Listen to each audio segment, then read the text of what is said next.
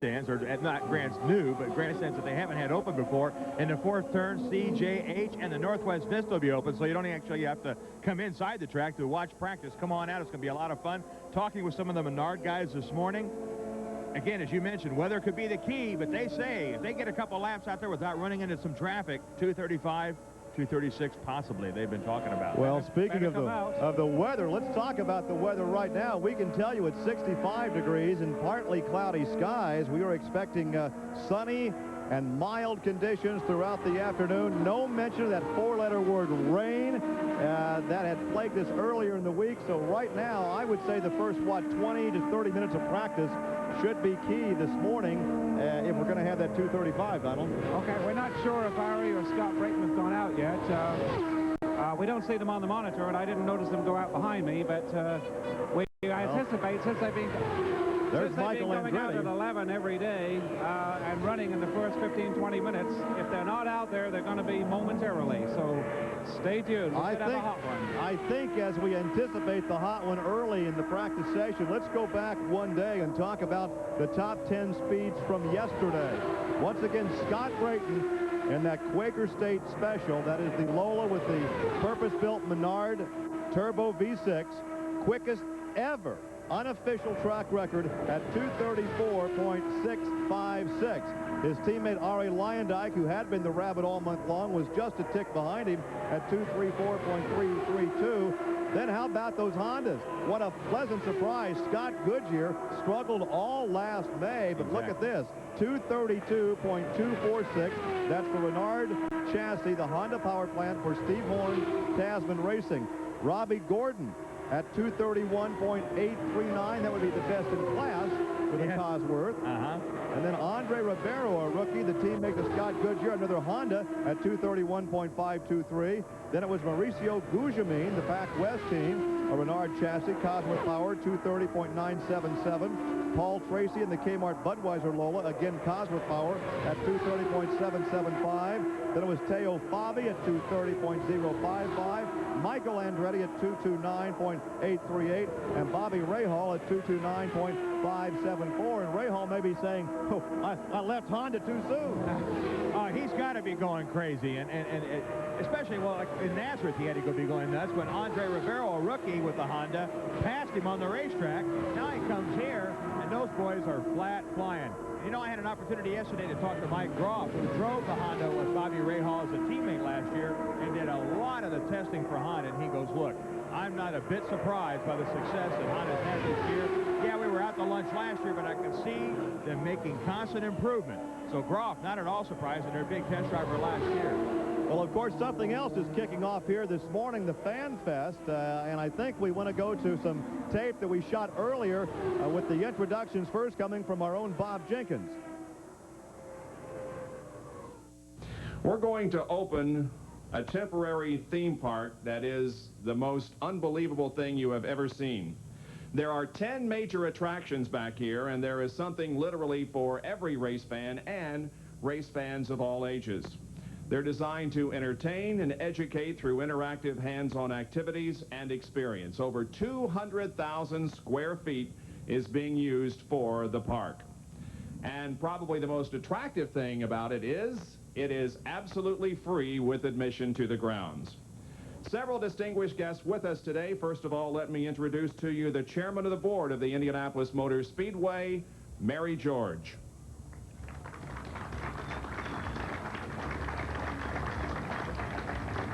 And to speak on behalf of the Holman George family and the Speedway, the president of the Speedway, Tony George.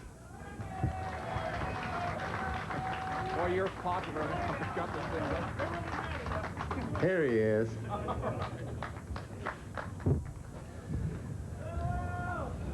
Thank you all for coming this morning. This is a very exciting time. It's a beautiful day. It promises to be a beautiful weekend.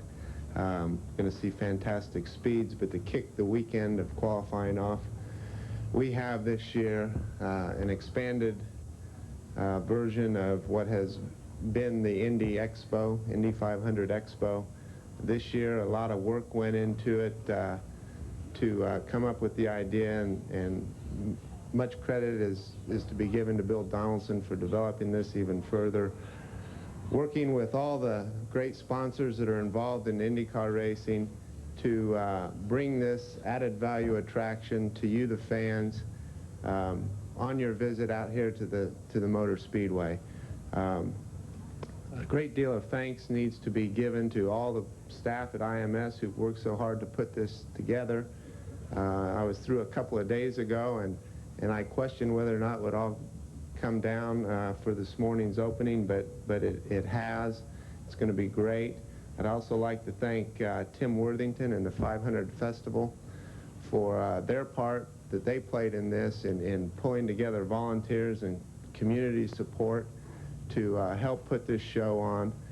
So without any further ado, I think we'll get the program going, and so you all can get in and enjoy these many interactive attractions that are here as part of Indy Fan Fest. Thank you. I would like to thank my good friend Al for being here as promised. Right on time. Thank you. Two-time and defending 500 champion Al Unser Jr. Come on up here. Well, we kind of overslept this morning a little bit, but, you know, once we woke up, we couldn't be late for this special event because it's for the fans, and you know, when Tony was mentioning this to me and coming up with it, you know, I thought it was a super idea. It's something that I'm very proud of the Indianapolis Motor Speedway for doing this, because they are giving back to the race fans, which have given us so much. So I congratulate them, and I guess we should just get this show on the road and open it up and let you guys go in and have some fun. Thank you.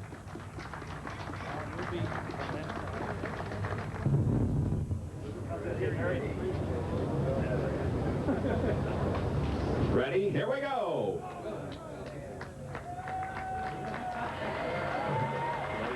Ladies and gentlemen, I now declare Indy Fan Fest open for your enjoyment. Have a great time.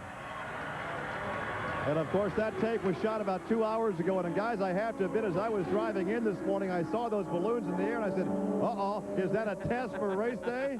Somebody messed up and opened the knot on the trouble. Or did we oversleep and it is race day? Yeah. Oh, Lord. Well, now, of course, you will be live at Fan Fest tomorrow about 12 noon. Yeah, from noon to 1, Saturday and Sunday. I'll be working there with Dick Wolsey, which, you know, it's quite an honor. Dick usually works with a dog. This weekend he'll be working with me. I'll be keeping Dick straight. Yeah, but you can talk, though. I can talk. You're not housebroken, but you can talk. I can talk, so it'll be Dick and I live from the Indy Fan Fest. We'll be covering all the events that are going on there and having a lot of fun. So come on out and join Dick and I again here at the Speedway, and we'll be doing it live here on TV 23 tomorrow. There is so much to see besides the activity on the track directly behind us. When you come out, we invite you to come out and join us today, because this will be the last full day of practice before the run for the pole tomorrow. But in addition to the Fan Fest that's now open at the south end, we also have in the same general area the Hall of Fame Museum. You simply cannot, Donald, come out to the racetrack without spending maybe 2 hours in there. And it's only $2 to get in, and it is an exceptional display in there. And I think that's what surprises a lot of people, that it is only $2, because comparable museums as you go around the country are considerably more. I made the comment, I think, on our first or second show, guys, that this was the epitome of live television. We don't have a script. The script is being written out on the racetrack as we talk, so we really can't tell you who will be coming on the show later, except to say that Bob Jenkins plans to join us about 11:30. If we were scripted, I wouldn't have said that the Indianapolis Motor Speedway Hall of Fame Museum has comparable museums around the country. It doesn't. This is the best one. Right. Exactly. The one and only. So again, we ask you to tell your friends what we're doing here. We are on live each weekday of practice from 11 in the morning until 2 in the afternoon. As it happens, we can talk about it as the guests walk by. We grab them and stick a mic in their face. Okay, just to update you on what's going on the track, Michael Andretti and Paul Tracy have both been out in the Newman Haas cars. The two Menards have not been out yet. The two Penske's have been out, and they're still fighting a program to try and reach over 225, let alone 230, but we're still awaiting Scott Brayton and Ari Lyondike. Well, yeah, to go over that situation with the Penske's, Al Unser Jr. and Emerson Fittipaldi, we talked yesterday with Nigel Bennett on the show, their design engineer, but they are struggling. Al yesterday at 224.489 and Emmo at 224.467. They are just not getting down the straightaway. Yeah, both lost engines late in the day. So we'll take this break, come back with more live from the Indianapolis Motor Speedway.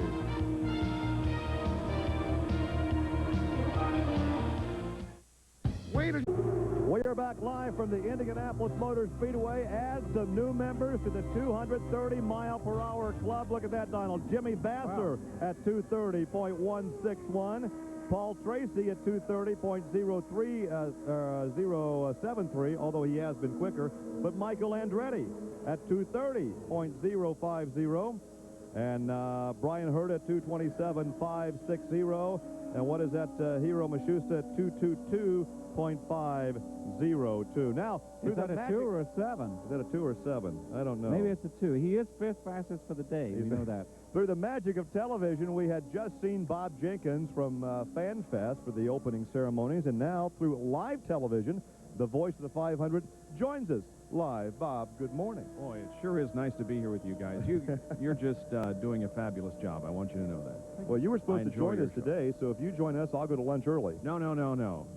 I don't want to occupy this third seat very long, although I kind of committed to doing the full 3 hours, but you've got much more important people here to talk to than me, and besides, I have other things to do, so I'll stay with you as long as you need me and want me. You have a speech at noon, though. Yes, I do. To the Indianapolis Ad Club. That's right.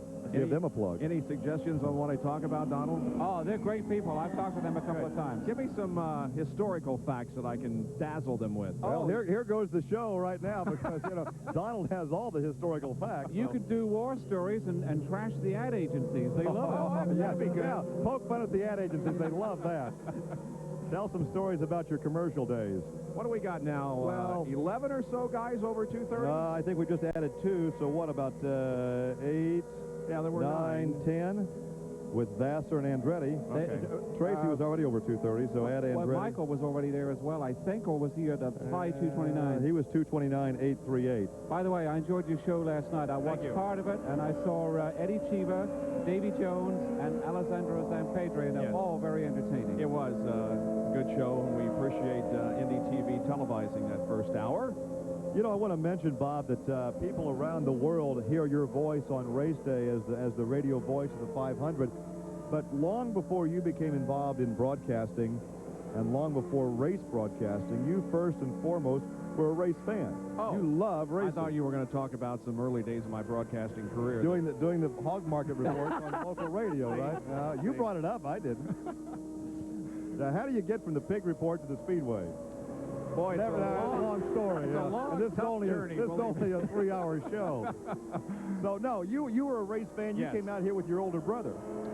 I first came to the Speedway the first year the tower was here. I never saw the Pacoda. 1957. 57. Came to the time trials and did not come to the race until 1960.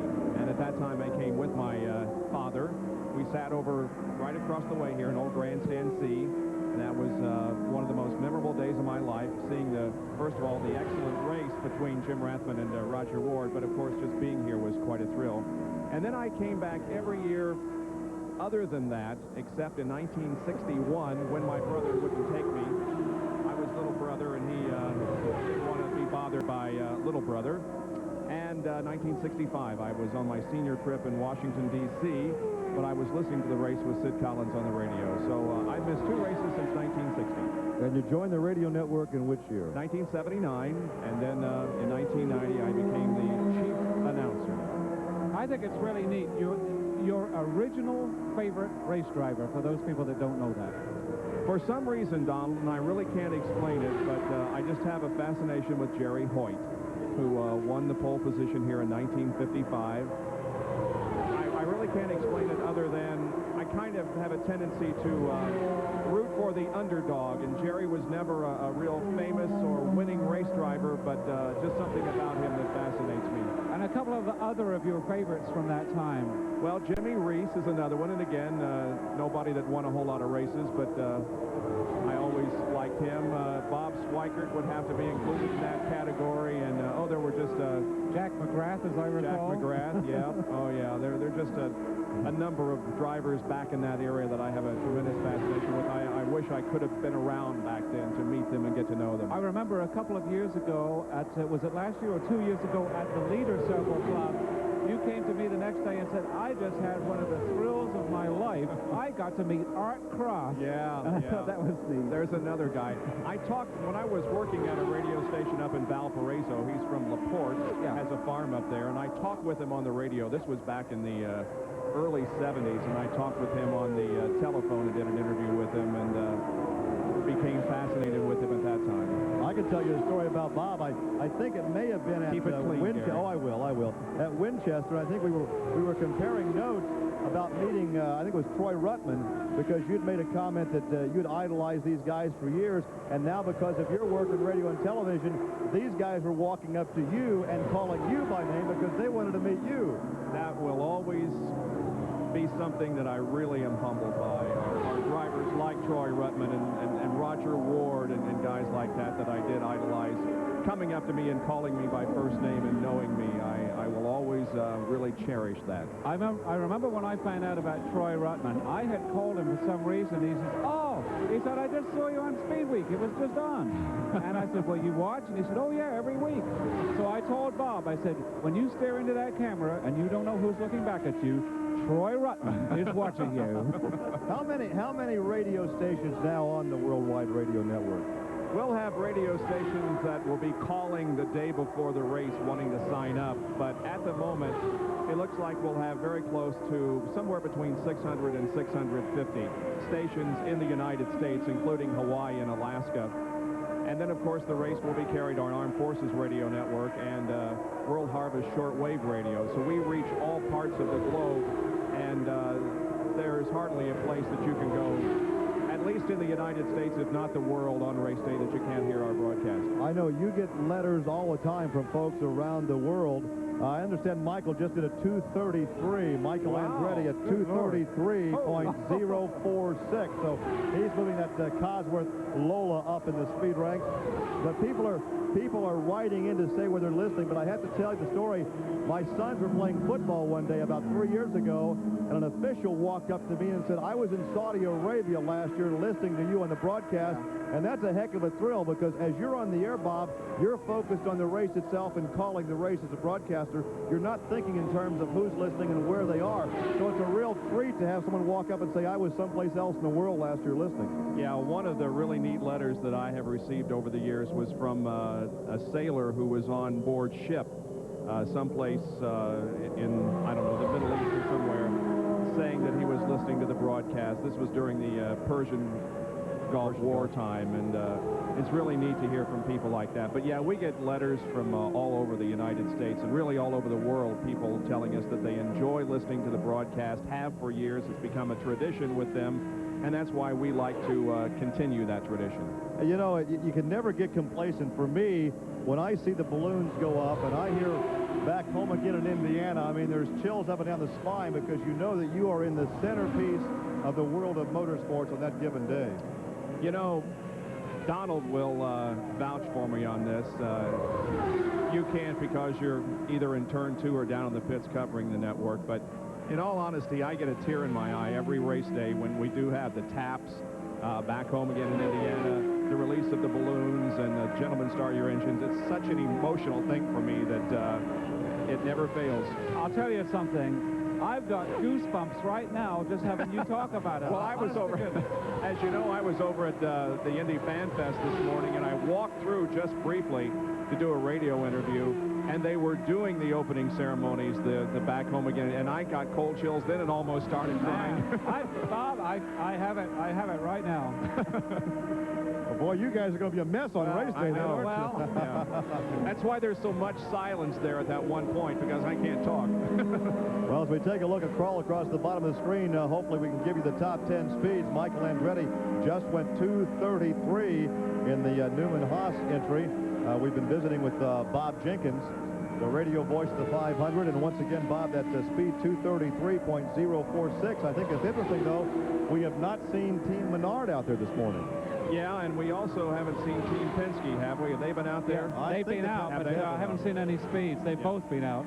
Yeah, they have been struggling this month, which is very uncharacteristic, but hey, this is only practice. Wait till the race day. Yeah, and it really isn't going to mean anything tomorrow either. They're going to probably not be on the front row, but don't count them out for race day. Yeah, we have a yellow light. The pace car is still behind us, so apparently it will be a track inspection for some debris on the racetrack. So, Bob, we know you've got a hectic schedule. We thank you for dropping by, and we'll look forward to your work throughout the weekend on the updates and, of course, on race day. Thank you very much for having me. I really enjoy this show. I think it's a great service to everybody around the state, and keep up the good work. Nice to have you stop by. Bob Jenkins, and we'll take a break and come back with more interviews, more action, and hopefully more speed from the Indianapolis Motor Speedway.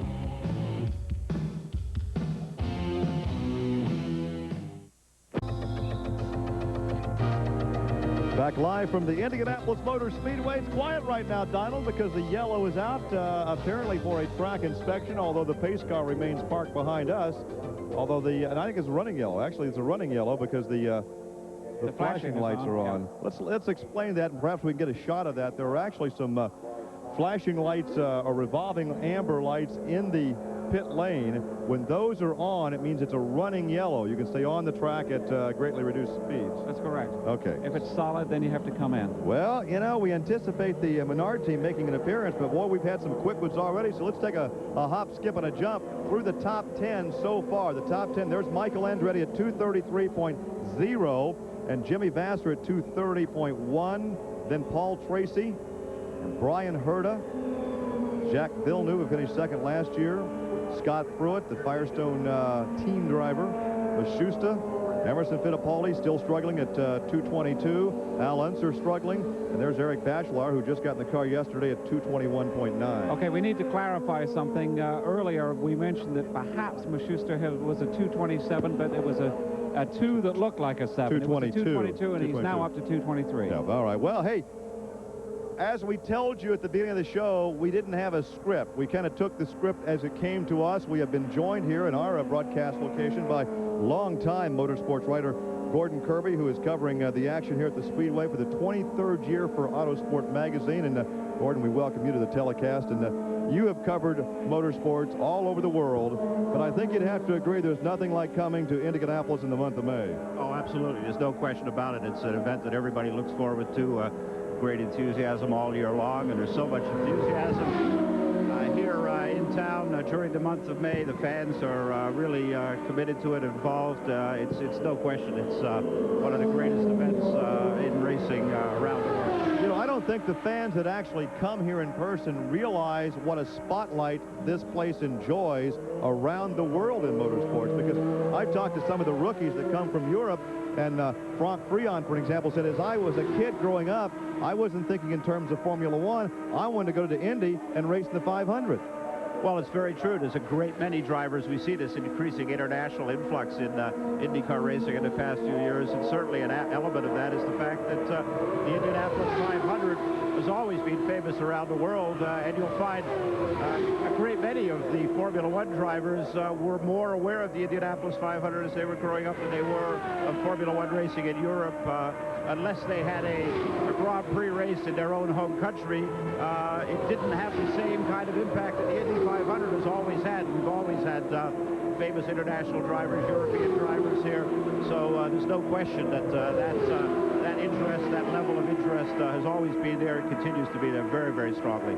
For those of us that follow the sport, I don't think we were too surprised that the Menard team has been so quick this month. I think the real surprise has been what apparently is the struggle of the Penske crew. We thought they'd be a little quicker. No question. I think that's the surprise of the month for everybody. Obviously, their past performance here showed that they're very, very competitive. They are the winningest team here. And they've been quite competitive in most of the IndyCar races previous to this year. Perhaps not as strong as last year, but they have been competitive. They have each of Emerson Fittipaldi and Al Jr. won a race, of course. Al Jr. winning at Long Beach on the street course, and Fittipaldi winning, Fittipaldi winning at, I was going to say, at Phoenix, where he came very close to winning, and then did win, in fact, at Nazareth. So given the form that they'd shown on those two oval races, everyone thought they'd be pretty competitive here. But of course, Indianapolis is a different animal than a 1 mile oval. It requires more horsepower. It requires a more effective aerodynamic shape. And it appears that the Penske team are really struggling on all fronts, from what I can gather. They're not quite happy with the cars in the corners. They seem to be a little bit down on horsepower compared to the Menards and even to the best Fords. And they may well have a slight aerodynamic problem, which is not improving their straight line speed. Are you surprised by the progress the Hondas have made over the past year? I wouldn't say I'm surprised right now. It's just simply because I was very surprised at the opening race of the season in Miami to see how competitive the Hondas were in terms of horsepower. They didn't necessarily show it in terms of overall performance, but through the speed traps, the cars are very impressive, and they have been at all of the races so far. At the Phoenix race back in April, Ribeiro, who of course is a rookie here, is doing very well, but he was the fastest car through the speed traps there. So Honda made tremendous improvements over this winter, really went after it, and it's great to see. They're very strong, very competitive. Some people think that they actually may have more torque than anybody else out there. They certainly have competitive horsepower. My question, I'm going to kind of put you on the spot, and I've been thinking how I should phrase this question to be as gentle as possible. At the Phoenix race with Fittipaldi leading the race, and the word was coming out that they were going to need to stop for fuel, were you surprised that they would stop only 5 laps from the end when there was the possibility that a yellow could come out? And I've always thought that the Penske team would go for the win rather than to get the best finish they could. And I would have thought they would have run it dry. Were you surprised when they came in that close to the end? I was definitely a little surprised that they came in at that point. I guess more than the fact that the simple fact was they simply had to stop for fuel. Even if they gambled on a yellow, it wasn't going to work for them. They were going to run out of fuel. So that was the aspect of it that surprised me, was they didn't actually have the fuel mileage figured out entirely correctly. And in fact, Emerson said after the race that he was very surprised that he had to come in. He really didn't understand it himself. And he thought that perhaps because the car was working so well for him there, he was in the throttle more on a percentage basis throughout the lap, and therefore was using more fuel. That was the only thing he could put it down to. So we're all surprised that they certainly didn't have it figured out on that occasion. I suppose what I was thinking was that, I mean, he had a fairly decent lead. I don't remember what it was, but it might have been like 10 or 12 seconds or something like that. You're right, Tom. And so by coming in, and I mean, I'm just sitting watching it on TV, but I'm thinking that by coming in, you're going to give up the win anyway. And certainly he made the stop very quickly, got out and salvaged third, but the attrition rate was such, and they were so far ahead that I think if he'd run out with 5 laps to go, I think he still would have got maybe 5th, which is, what, just a couple of points difference. Well, true, but there was just simply no way, as it turned out, that they were going to be able to run to the finish. Even if he'd have gone 2 more laps, he would have simply run out of fuel. So he would have finished lower than he actually ended up finishing. And they were just too short to be able to make that gamble, unfortunately. Although sometimes you hear that apparently that's what the indications were, but once in a while you'll hear, well, they found out later, you know, the telemetry was wrong, or the computer had something was wrong. In the case of Foyt's crew at Nazareth, when Eddie Cheever was exactly. When they were told they had enough and didn't. Yeah, a very similar situation kind of in reverse that developed there. And again, that's one of the things. Everybody relies so much on their computers and their telemetry these days, and sometimes it is wrong. And maybe if they were a little bit more seat of the pants, they might have survived. But I guess you're going to rely on that kind of stuff. But I'll say also, who wants to sit in the hot sun at Phoenix and make that kind of a decision? Not me. Absolutely correct. All right, now, have we conceded the pole tomorrow to Team Menard? No, I wouldn't say we've conceded the pole. There's no question that they are the pole favorite. But I do think it's the old business of the draw and the conditions, exactly when you go out. Obviously, Michael Andretti has showed this morning that he has some pretty good speed. And there's a handful of them that have good enough speed that have been at 230. Michael's the first guy to show us that perhaps he can take a run at the Menards. So I think it is really going to come down to the question of the draw, of when they go out and what the weather conditions are going to be. So I think it'll be a very interesting pole day from that point of view. Everybody will be watching the weather, and it'll be very dependent on where they go out in the qualifying line, I think. Full yellow right now as the pace car leaves the pit area. I want to jog your memory. We were involved in a go-kart race many years ago. Oh, yes, I think you were involved in this thing, too. Nah, don't go to sleep on me. No, I never raced against him. But he was spectacular because he brought out the red one time when he flipped off the racetrack. This was the media race. We had, I think, Al Unser Jr. was racing that night. That's right, he was. And John Paul Jr. was in that thing. That's right. And the first major incident of the race was Kirby? going off the track and going end over end. Absolutely, absolutely. You were spectacular. What can I say? What can I say? Was that at the Speedrome? No, that was at Whiteland. Okay, well, I did some of the ones at Whiteland, but I never ran against him. Trying too hard too early and just ran out of talent. What can I say? We certainly appreciate your talents, though, at the typewriter and all of your great work over the years, and we appreciate you dropping by and sharing some time with us this morning. Oh, it's been a pleasure. It's always fun to be here for the month of May. As I said before, it's a great event. There's plenty of things go on here. It keeps everybody really occupied, and you guys, incidentally, are doing a great job. A couple of times I've been flat out on deadlines, and it's nice to be able to tune you guys up and see what's going on out here at the track if you're tied up otherwise. And obviously for the fans, I'm sure this is a tremendous boon. We will. Thanks, I think we have. It's fun. It's fun for us. They'd have a ball, I yes. love it. Our job is easy because, see, they hand us the speeds. They tell us what's going on. You guys walk by and sit down and talk with us. So this is a great way to spend the month of May. Just relaxing here in the pit area. And, hey, don't watch us on television. Come out live. There's plenty Come of out room. and see it live. This is going to be a very active day. It's going to be a fast day. And weather-wise, one of the best days we've had all week. Yeah, absolutely. It does look like a super day for weather, and obviously for weather and speed. And Michael has shown that this morning. So if we keep this little bit of overcast, we could have some pretty good times at the end of the day as well. Happy hour could be very exciting today, and obviously this is the last day before pole qualifying. So everybody should definitely come on out for happy hour today. It's really going to be exciting, I'm sure. So with those words, we'll thank you for being with us, and we'll take this break and come back with some updated speeds from the Indianapolis Motor Speedway.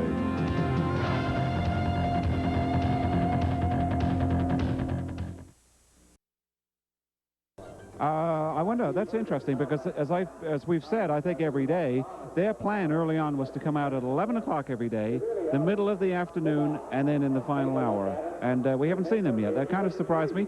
Maybe they're playing another brain game. We told you that we would update. Well, that's part of the, you know that. The Don't head game's show up, being and then played out everybody here. wonders where you are, and you get inside their heads, and, you know, you're a little bit further to winning the game.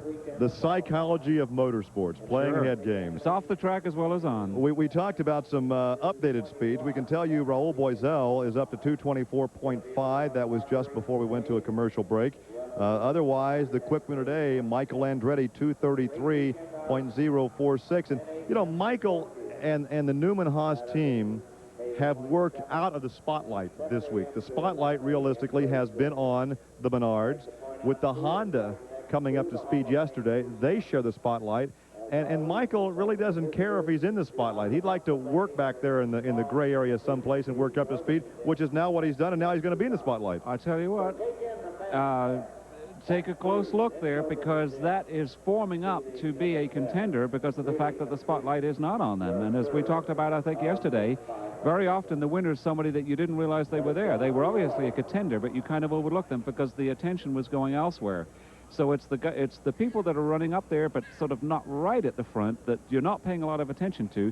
That very often is your sleeper winner. We talked yesterday, and I think the day before, about the color schemes out there and how the influence of Formula One and the paint schemes in the cars. Well, there's a color scheme that has returned to the Speedway, and the first time in some 20 years, and that would be red and white, representing white on red, representing Firestone.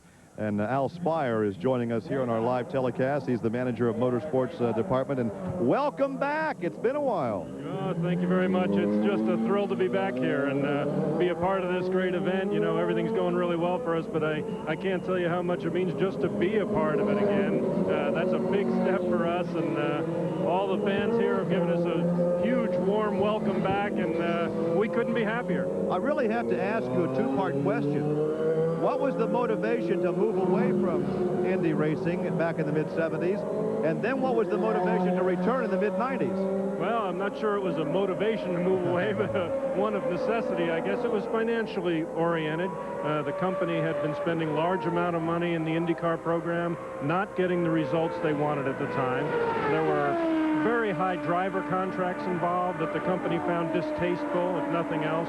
and at the same time the company was investing a lot of money into radial equipment in the tire plants back in the mid-70s. So financial reasons drove them out. It is a motivation to get back in to sell more Firestone tires, I would say, and it's working for us very well. But I would think that the groundwork for your return was laid several years ago. You got involved in the Indy Lights program as the signature sponsor providing the tires, and at the time I thought to myself, maybe this is preliminary to them coming back to Indy. We started Indy Lights clearly to prepare us for IndyCar. Should that opportunity come, I think the analogy is very much the same as a driver. If you want to go IndyCar racing, you have to start in racing somewhere. You can have some debate about where that might be, but you have to start somewhere. And you hope that the opportunity comes that you'll be called up to the big leagues, and that was very much the case for us. We started at Indy Lights not knowing for sure we'd go IndyCar racing, but having a good inkling of it, and what better place to start. You know, the rest of it has played out just picture perfect for us. I have a couple of questions, Donald, that have been asked of me, and I'm going to in turn ask them of you because I didn't have the answer. One, if a team is on one set of tires, brand name, can they choose during the month of May before they qualify to change tire brand? Yes, any team out here is free by the regulations to change from one tire brand to another anytime during the month up until they qualify the car. Once the car is qualified, you can no longer switch tire brands. But, you know, those are the regulations that USAC has. There are a lot of commercial arrangements that may supersede what the rules actually dictate. Well, now, we're all familiar with the old tire war in NASCAR between Hoosier and Goodyear, and sometimes it was bitter, it was not pleasant. The second question's been asked to me, and I'll lay it off on you. Do we anticipate the same type of tire war in IndyCar racing that we saw in NASCAR? Well, not only don't we anticipate it, I think the running to date has proven that both Goodyear and Firestone are going to develop safe, reliable tires. Early racing this year has been trouble-free for any tire. And at the same time, we've had record speeds at virtually every track we've been to. So I think you've seen both of our companies, worldwide, globally recognized tire companies, playing this game on an extremely high professional manner, going fast and safe at the same time.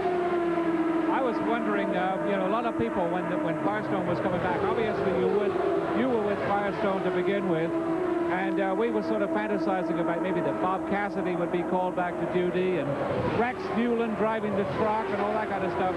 Indeed, how many people are involved in this program other than yourself that were involved in 74 and earlier?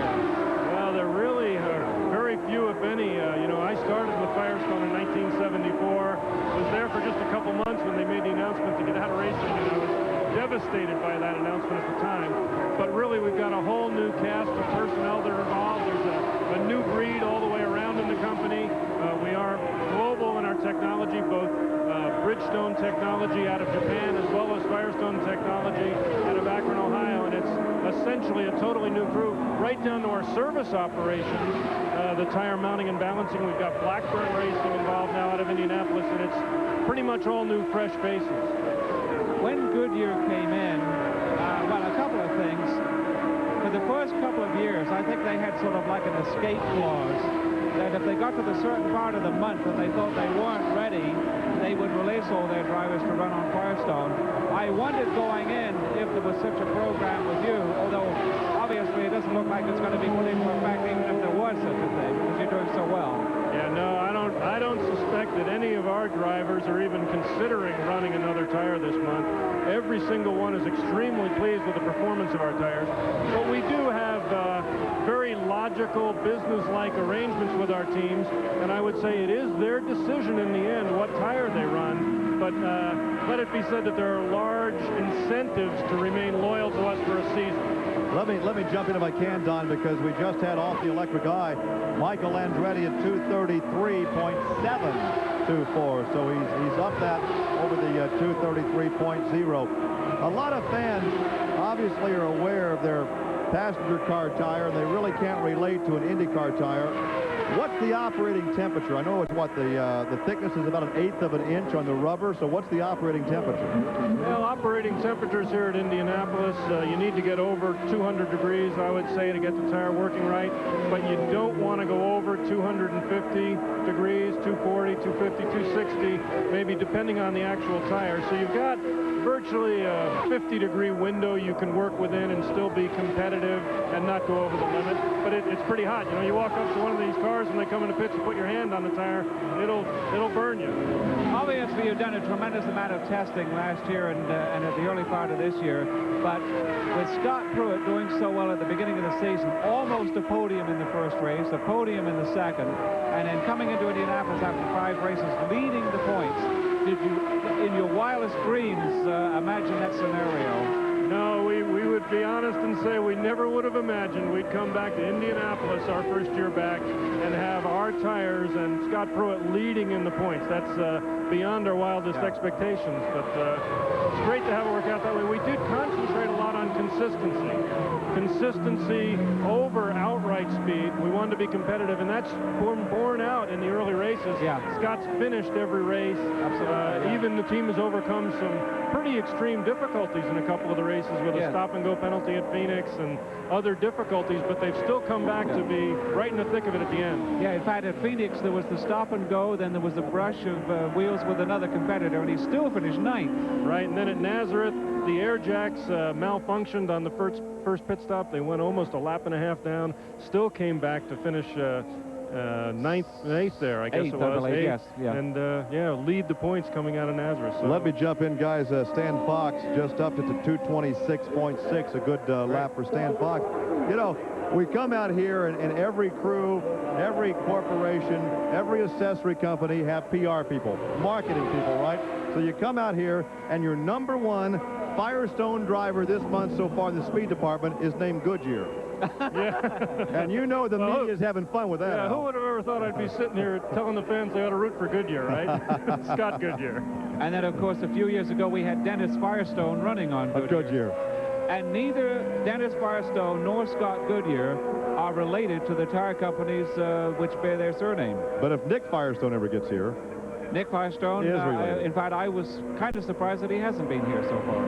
Well, Al, we certainly enjoy having that red and white color scheme back. It's great for competition, and we thank you for dropping by and spending some time talking about the return of Firestone racing tires to the world's greatest racetrack. Thank you very much. We're just thrilled to be here. Thanks for coming by. All right, we will take a break. We'll come back with more live action from the Indianapolis Motor Speedway.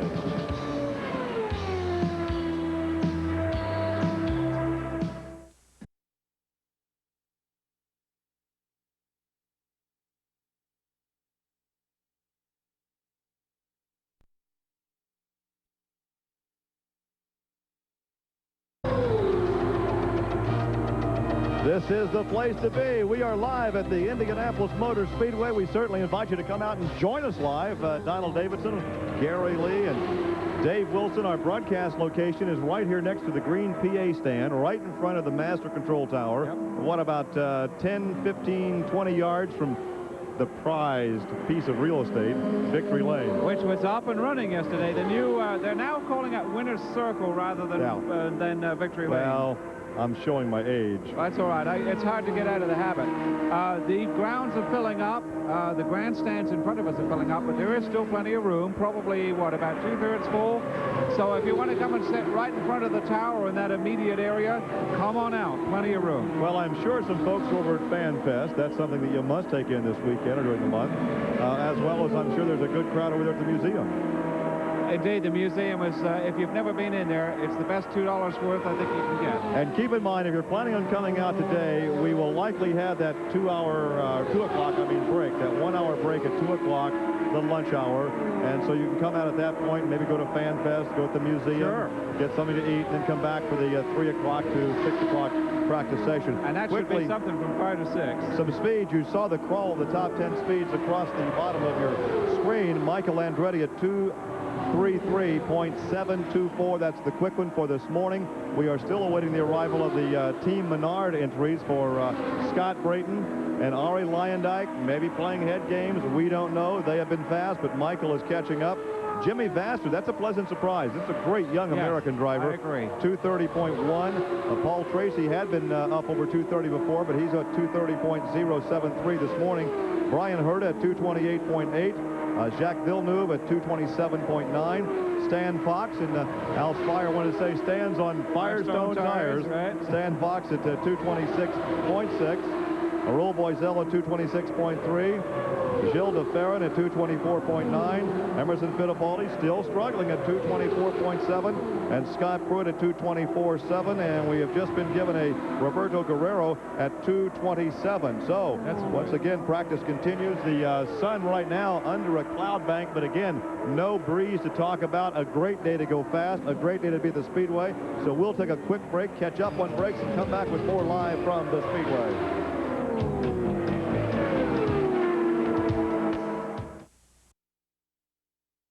We're going to get her on the air sometime during the month of May. She's made it in from California, and welcome back. Thank you. It's so nice to be back in Indianapolis. And let me tell you folks out there, I've been watching your shows from down to town, and you guys are doing a wonderful job. Thank you. Right. Now, when did you get in? I saw you a couple days ago, I think, roaming around. Actually, night before last. And then we were just at the track officially yesterday. And, of course, I had to do the Bob and Tom show and a couple of things for the ladies in our fashion show. So we've been really busy since we got here. And I always work for Sprite and Coca-Cola when I'm out here. So that's kept me busy.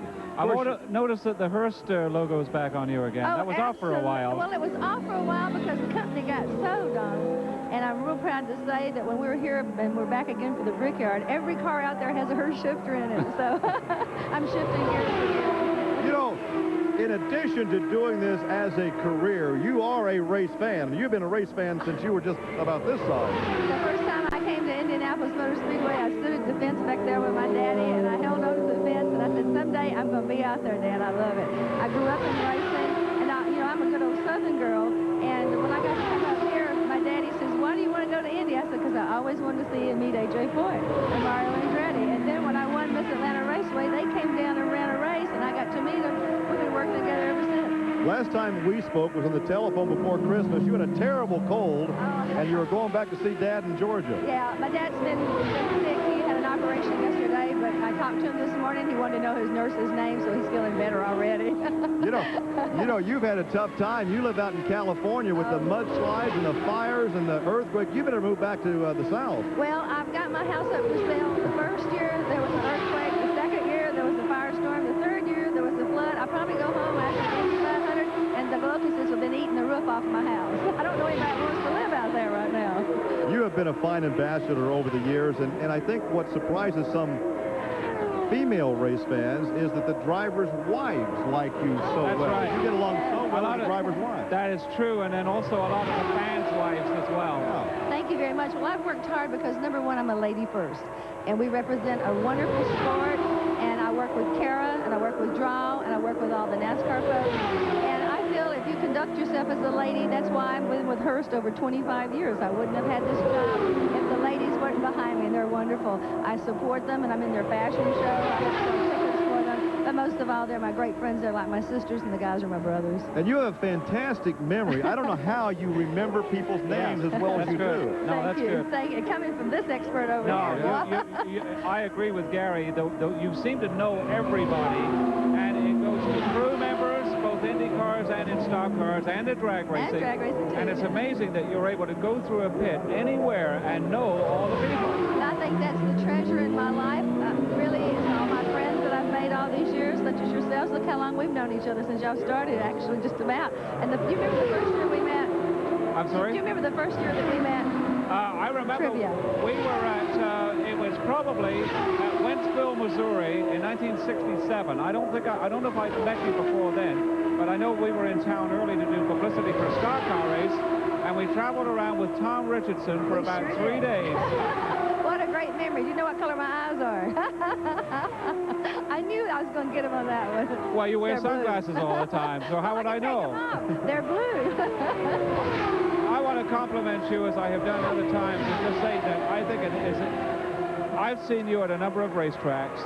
Here, race morning, you used to be in the ride around the track. Oh, yeah. And the way that you would wave and just your whole demeanor, you're reaching out to everybody in the grandstands, and I think that every person from the guy sitting in the front row to the lady sitting in the top row, all feels as if you are greeting them personally.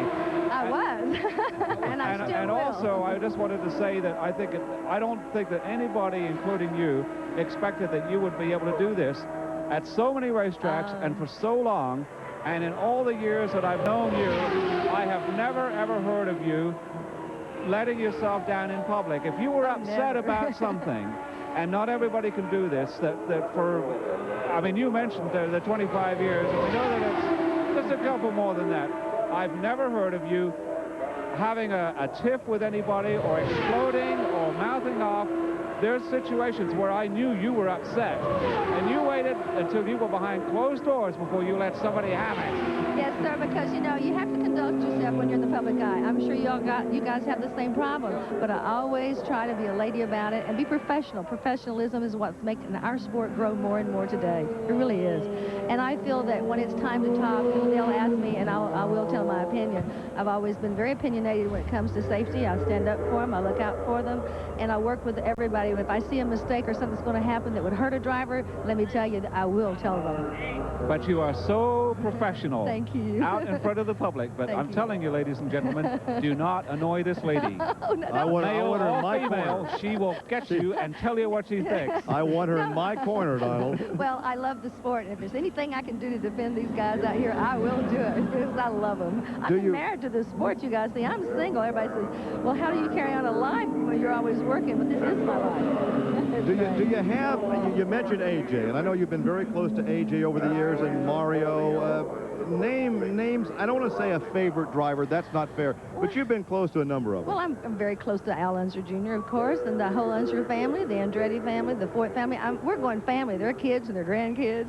And I just dial a child when I want one to come and see Aunt Linda, because it's been a great honor for me to be a part of the family, because I never had any children, so their children are my children. And I do have a couple of favorites, and the late Jimmy Clark was one fine, wonderful friend of mine. Curtis Turner and Fireball Roberts.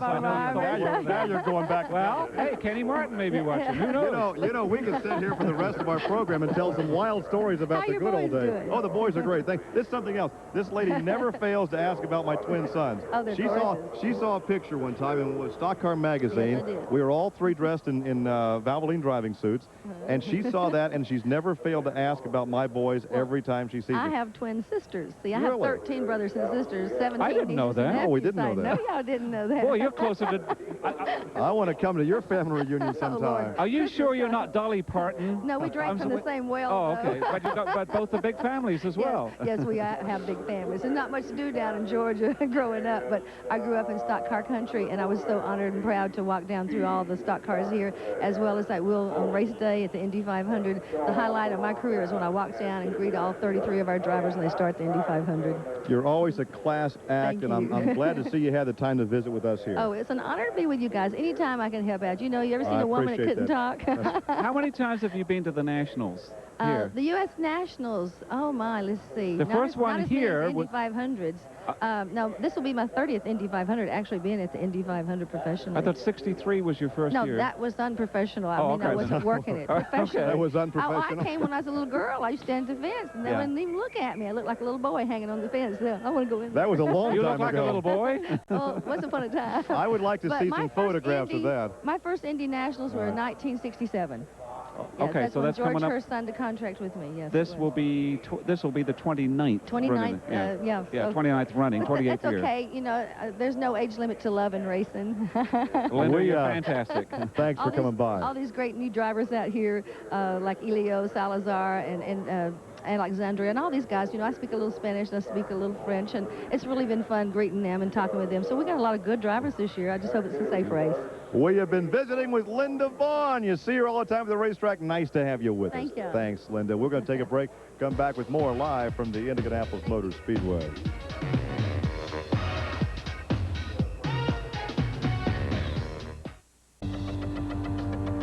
The racetrack continues under yellow, and I think that was probably for a tow-in on Gilles de Ferran. I saw him out there. He'd been smoking and stopped the Pennzoil car for Jim Hall, so the pace car is still someplace on the racetrack, and the track is under yellow. But we can tell you once again, the quick one today, Michael Andretti fans are finally smiling this week. 233.724, and And Dave Wilson caught up with Michael just moments ago. Without a whole lot of fanfare, all of a sudden, Michael Andretti, 2:33.7. Great conditions, but what do you think about tomorrow? I had a lot of help to do that time, so no, it didn't mean a whole lot. It's great conditions and had a big toe, so. And you told me earlier that you guys would be happy running 227s, 228s in the heat of the day. You're looking forward to race day. Yeah, we are. I think that's a big key. You know, I think we just want to get in the field. Always been told as a driver comes to this type of competition that you cannot carry a car. If the car is not right, you can't drive it. Not like an old Roadster that you might throw around.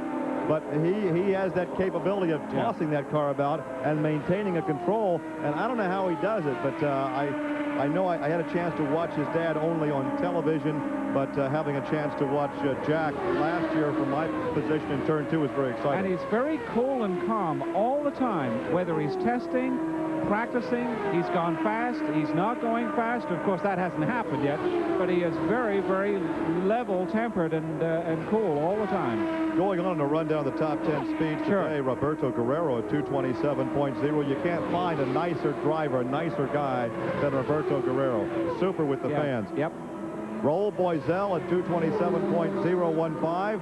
Stan Fox, the midget veteran, coming up in speed at 226.677.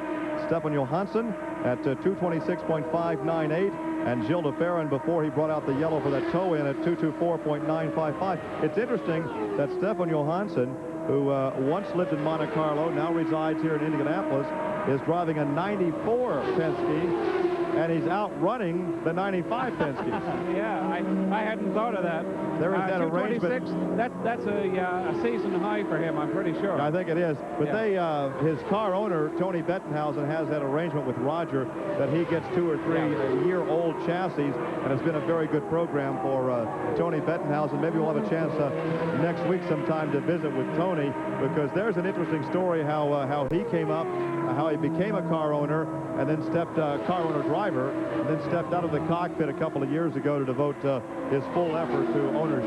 I just saw a lady walking by. It's the wife of the owner of the Pagan Racing Team, and I went around the garage area last night. It closes early now. It closes at 8 o'clock.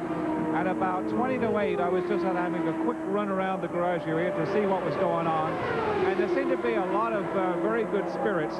And I heard these peals of laughter, and I went down, and it's the Pagan Racing Team. And John Barnes, Mr. and Mrs. Pagan, the crew, and Roberto Guerrero, all having a great time in there. And I thought, isn't that neat that you can still have fun in motor racing? Because there was a time there where things seemed to be really, really serious all the time, and a great deal of tension. And it's still a serious business, but it's nice to see that some teams are still having fun. We're watching Christian Fittipaldi as he moves off the racetrack, heads back to the pit area. You can see the running light there. All the rookies have those little red running lights, so when the veterans come up from behind, they can tell it's a rookie. He is, I think, by about 3 months older than Jacques Villeneuve, and Jack is the youngest driver entered so far, so Christian would be the second youngest. I hadn't figured that one out yet. Well, we'll work on that during this break, which is coming up right now. We'll come back with more live from the Indianapolis Motor Speedway.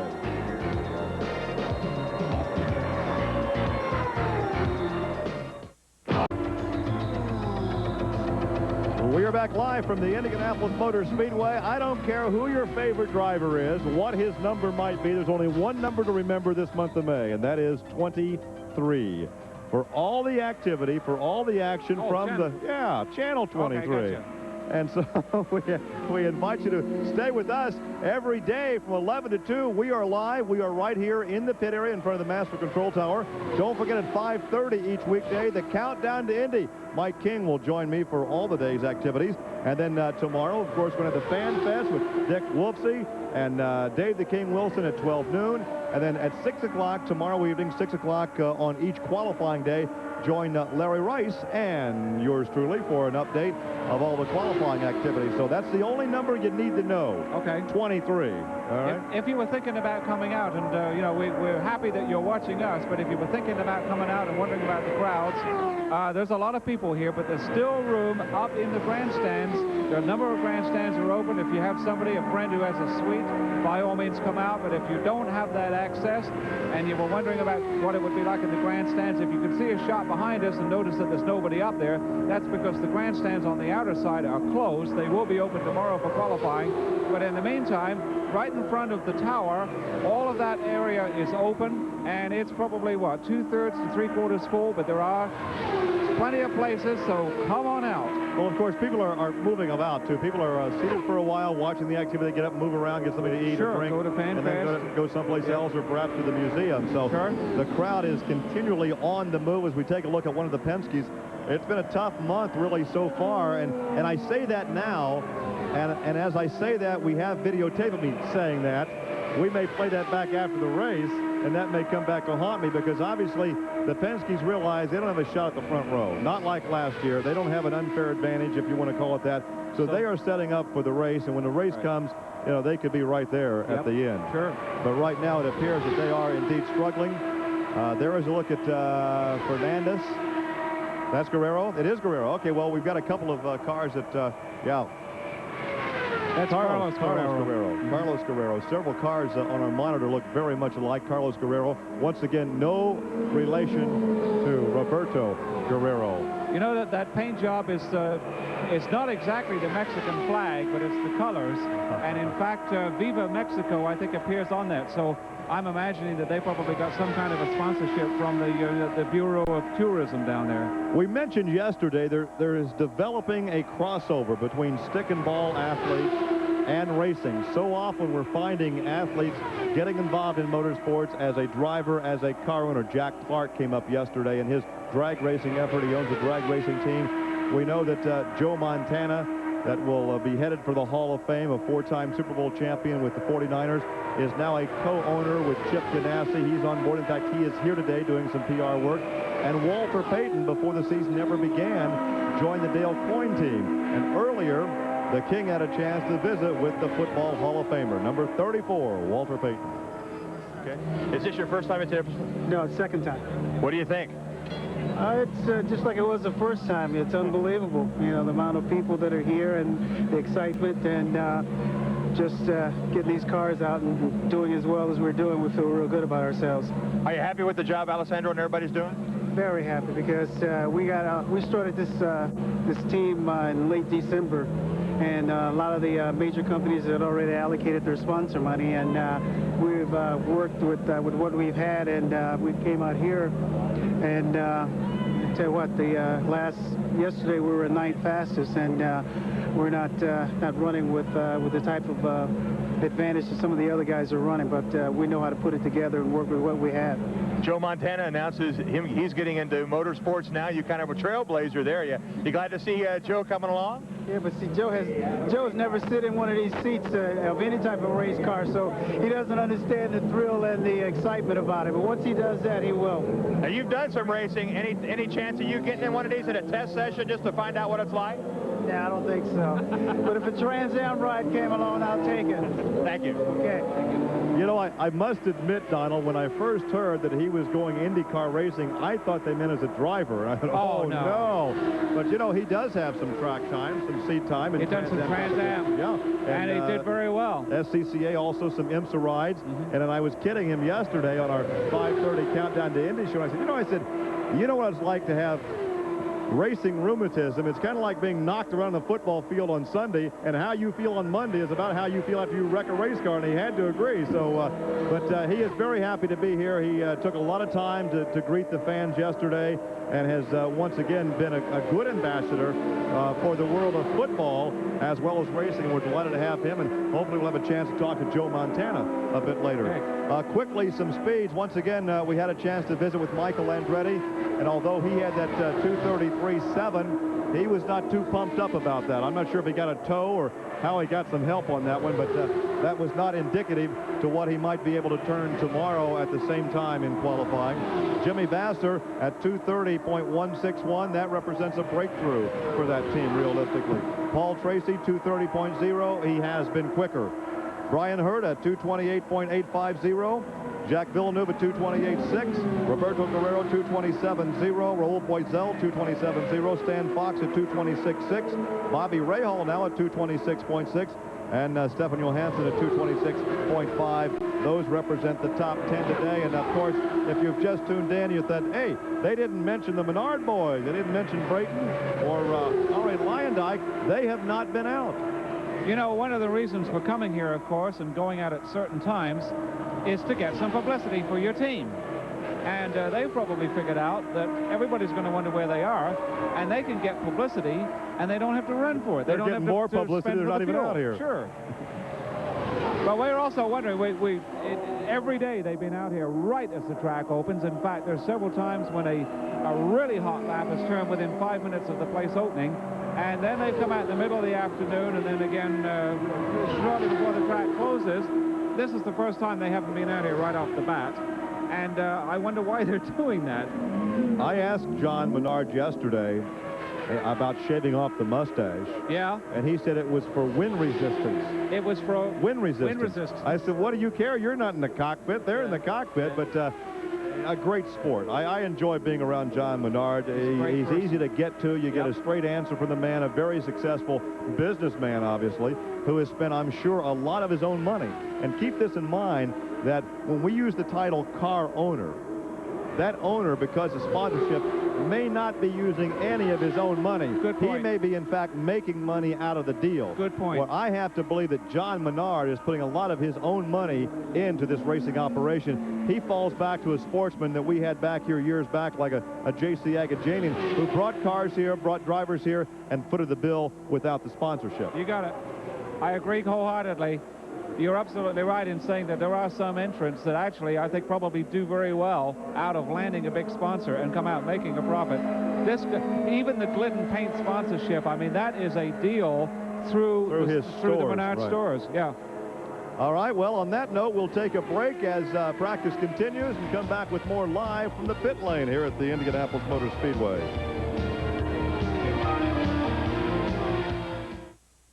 Motor Speedway, we have been rejoined by the radio voice of 500, Bob Jenkins, and I have never known Bob not to be impeccable in everything Bob does.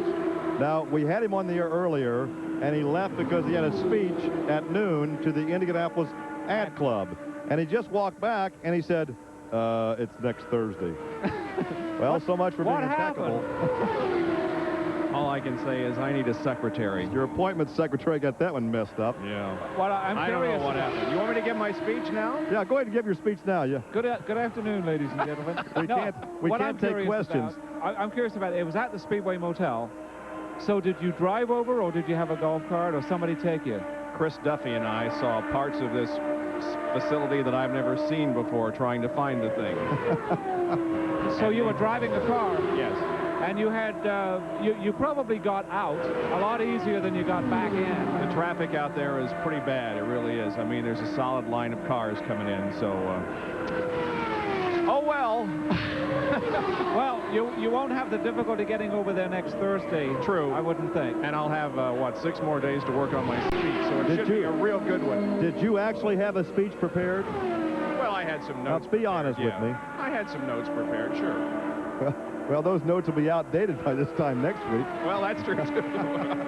No sooner had Bob come back during the break there, and Gary Lee took a drink of water out of his water bottle. Yes. And he wanted to talk to the producer of the show, Joe Goodrich, and he had one in each hand, and he was talking into the water bottle instead of the mic. So we had a lot of... It's been a long... Getting a little confusing around here for a few It's been a long week. Oh, I'm telling you. We saw one of our Japanese drivers on the track for the first time. He was out yesterday. Oh, was he? Yeah. A former journalist, as I recall. In fact, he came here, what, about 3 years ago to cover the race. Right. And now he's back as a driver. That is right. To be fair, a lot was made out of them. A lot of fun is being made out of the fact that he was a TV reporter one year and then driving in the race the next year. But to be fair about it, he's a very accomplished race driver. Ran a lot of enduro events in Europe. And I don't think he was ever in the winning car in one, but I know he's been in the top 3. I think there was like a long-distance race at Spa-Francorchamps in Belgium, where I think you've been, Bob. I'm not sure. Yeah. Was that one track you've been to? Yep. And I think it was like 3 or 4 years ago, or 5 years ago, he was 3rd in one of the enduros there. So he's a very accomplished race driver, and it is almost as unfair to say, well, you know, here's this TV reporter from Japan that's driving in the race the next year. Danny Sullivan did the same thing, and it would not be fair to say, well, you know, here's Danny Sullivan, here's this guy driving in the 500 this year or trying to qualify when he was only a TV reporter last year. That's not fair. Well, Danny was only a taxi driver. Well, he was a taxi driver You know, for a while. if you go back, Bob, great stories about being a cab driver if you go back and talk to these drivers and say, what did you do to make a living early in your career? There's a wide range of activities these guys have participated in. I just saw behind us the Scott Goodyear car from Tasman Racing, and of course Scott yesterday at 232.246. I think conditions are still very right for going fast, so maybe we can anticipate something from Scott. Certainly is a lot cooler and more overcast than I think everybody anticipated, so yeah, it's going to be a great afternoon and especially evening. You want to hear my Spa-Francorchamps story? Yes, of course. I think it was about 1986 or so. I did several Formula One races for ESPN, and Spa was one of the facilities that I went to. And if you notice, most of the races over there, the weather is always very yucky. I mean, it's cloudy, it's foggy most of the time, and not very nice. Well, this was a typical day at Spa. Our broadcast booth was located in what can only be described as a cellar. I think there was a building that used to be on top of this thing, but it was sort of built into a hillside, and we had no visibility whatsoever of the racetrack. We watched the monitor, of course, but this cellar apparently used to house restroom facilities. And on numerous occasions during the race, we would have people coming up and knocking on the door wanting access to use the restroom. We were trying to do a broadcast from this place. And they thought you were the custodian. That's right. Yeah, I got a lot of tips that day. For those people that may have been involved in World War II, Spa-Francorchamps was very close to where the Battle of the Bulge took place. Really? Yeah. And the original circuit, when you were there, I think they were using the short circuit, but originally the full version is sort of like 8 miles around, and it was about a 4.5-minute lap because it was very fast. And very often rain would come in, and it would be raining very heavily at one part of the course and not the other, because they would go up a hill, down a hill, up a hill, and then out into the forest. A very, very picturesque track. And what's there now is about half the length or less. Yeah. You know, when you would come back from Europe and tell some of the horror stories of transportation and getting there and getting rental cars, I would think, you know, it is such a joy to drive to Winchester or Salem and catch the sprint car races because there's no hassle in transportation. You are absolutely right. I enjoyed every minute that I spent in Europe and other parts of the world, South America, but I always had a communication problem. I took 4 years of Spanish, 2 in high school and 2 in college, but I found myself still unable to communicate with anybody that spoke foreign language. So it was always good to get back to the good old USA. You know, at one point, Porsche was flying over journalists in this country to cover the Porsche Cup Awards in Stuttgart. And I went one year. We arrived on a Saturday morning, and we decided to go downtown Stuttgart for some lunch, and we took the tram, or the rail transportation. It's the honor system. And you go to the boarding spot, there's a great big wall, all written in German, with a diagram of the different routes. And you picked out which route would you transfer, and it told you how much it cost, but we couldn't read it. Well, actually, it was I think it was a 2.5 mark trip that we were taking. So we bought a ticket for 2 mark. We went down to our transfer point, bought another ticket for 2 mark, went on downtown. We ate, we reversed it. We come back, so we were spending 4 marks for a 2.5 mark trip. So we were actually spending more money. We get back on the bus, or on this tram, and this very young, very attractive lady walks down the aisle, and she's checking the tickets. And so everybody holds up their ticket, and she gets to ours, and no good. And we got arrested right there. Really? Yeah, the photographer and I got arrested right on the tram, and nobody else spoke English. So we rode the tram all the way out of town to the very end. It was a push-me-pull-you job. And so we have an arrest warrant, I guess, for us in Stuttgart if we ever go back. Too bad they didn't keep you, huh? Thanks. I've found that if they would work with you, that mime would work very well in Yeah. Just act like you can't understand a thing and act it out. I did that I very tried. well. I tried very times to do sort of elaborate mime and almost with sort of a sense of humor. I'd seen Charlie Chaplin do some stuff. And how long were you in the clink over there? I never went to the clink. They would laugh and we'd get along fine. Scott Brayton, stand we by. anticipate something. Let's take a quick break. We'll come back because something could happen now.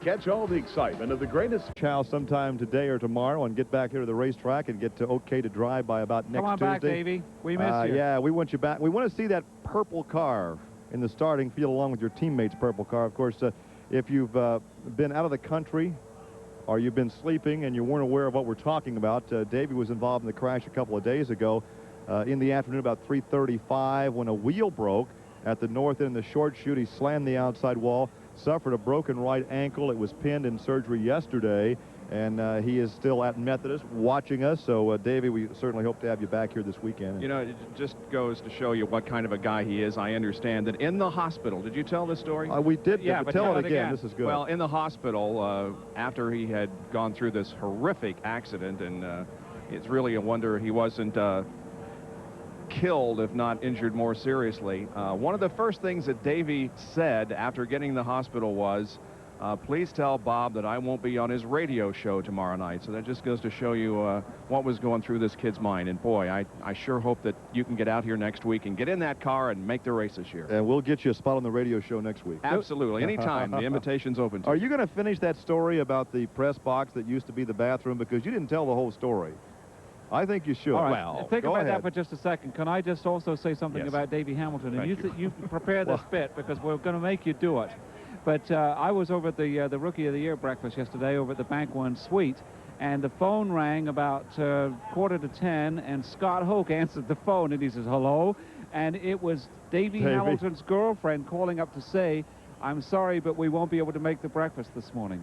All right, Bob Jenkins, take it away and tell us the rest of the story. Yeah. Paul Harvey would say, and now the rest of the story. Now, to recapitulate, you're talking about a press box in Europe for a Formula One race that at one time was a bathroom. Well, yeah, it was sort of a half a building or the lower part of a building, and it was built into the hillside, and we were using this as a broadcast booth. And I wanted to keep the story clean and say that it was. Well, we wanted these race fans to hear the whole story. Well, there was this one guy that gained access to the building anyway and came in and couldn't find the restroom facility, so he utilized the back wall.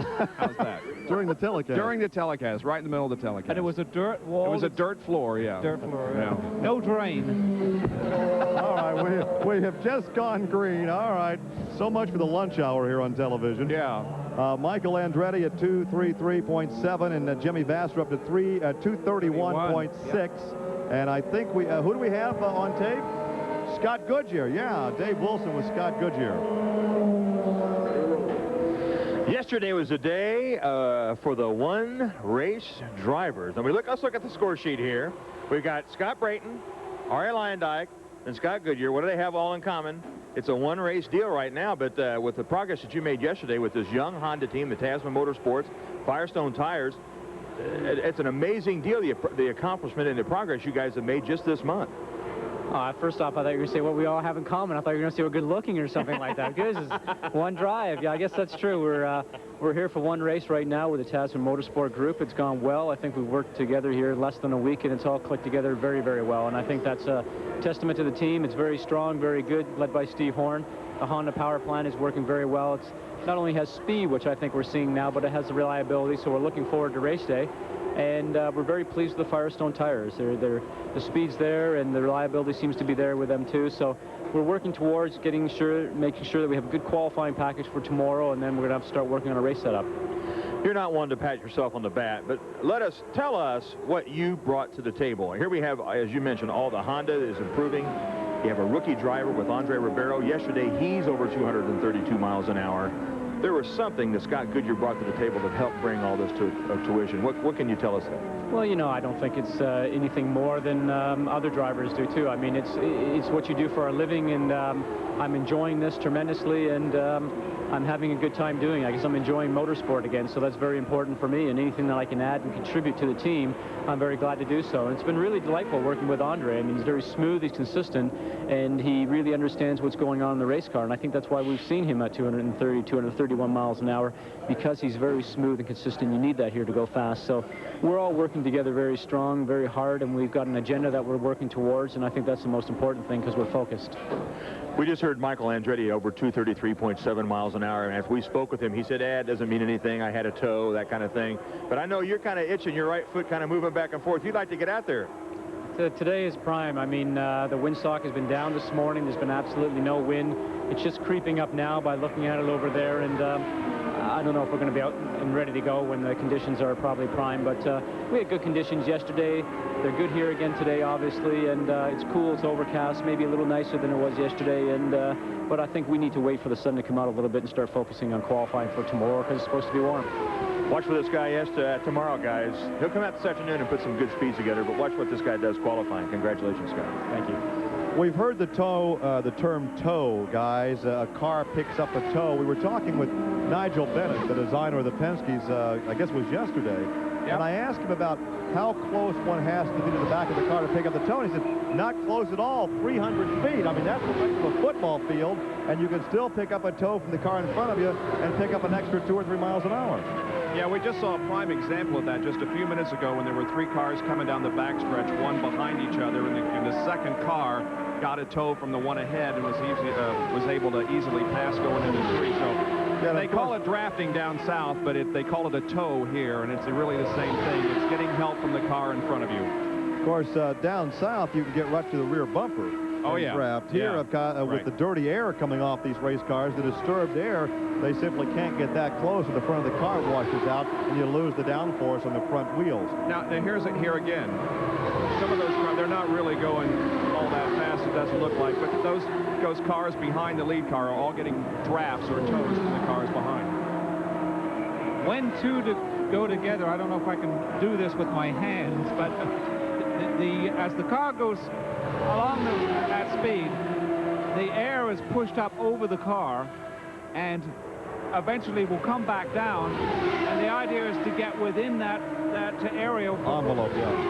So you're actually being sucked along behind the car in front. Right. It's very interesting to be in a wind tunnel and see exactly what the air does going over, under, or around the race car and how it is disturbed and the currents that come off the race car. It's very fascinating. You know, several years ago, I can remember when Mickey Thompson was at least one person that what they would do is in practice, they used to get little pieces of paper almost like streamers, and they would tape it over portions of the car, maybe in 30 or 40 different places, and then they would go out and then try to watch by film.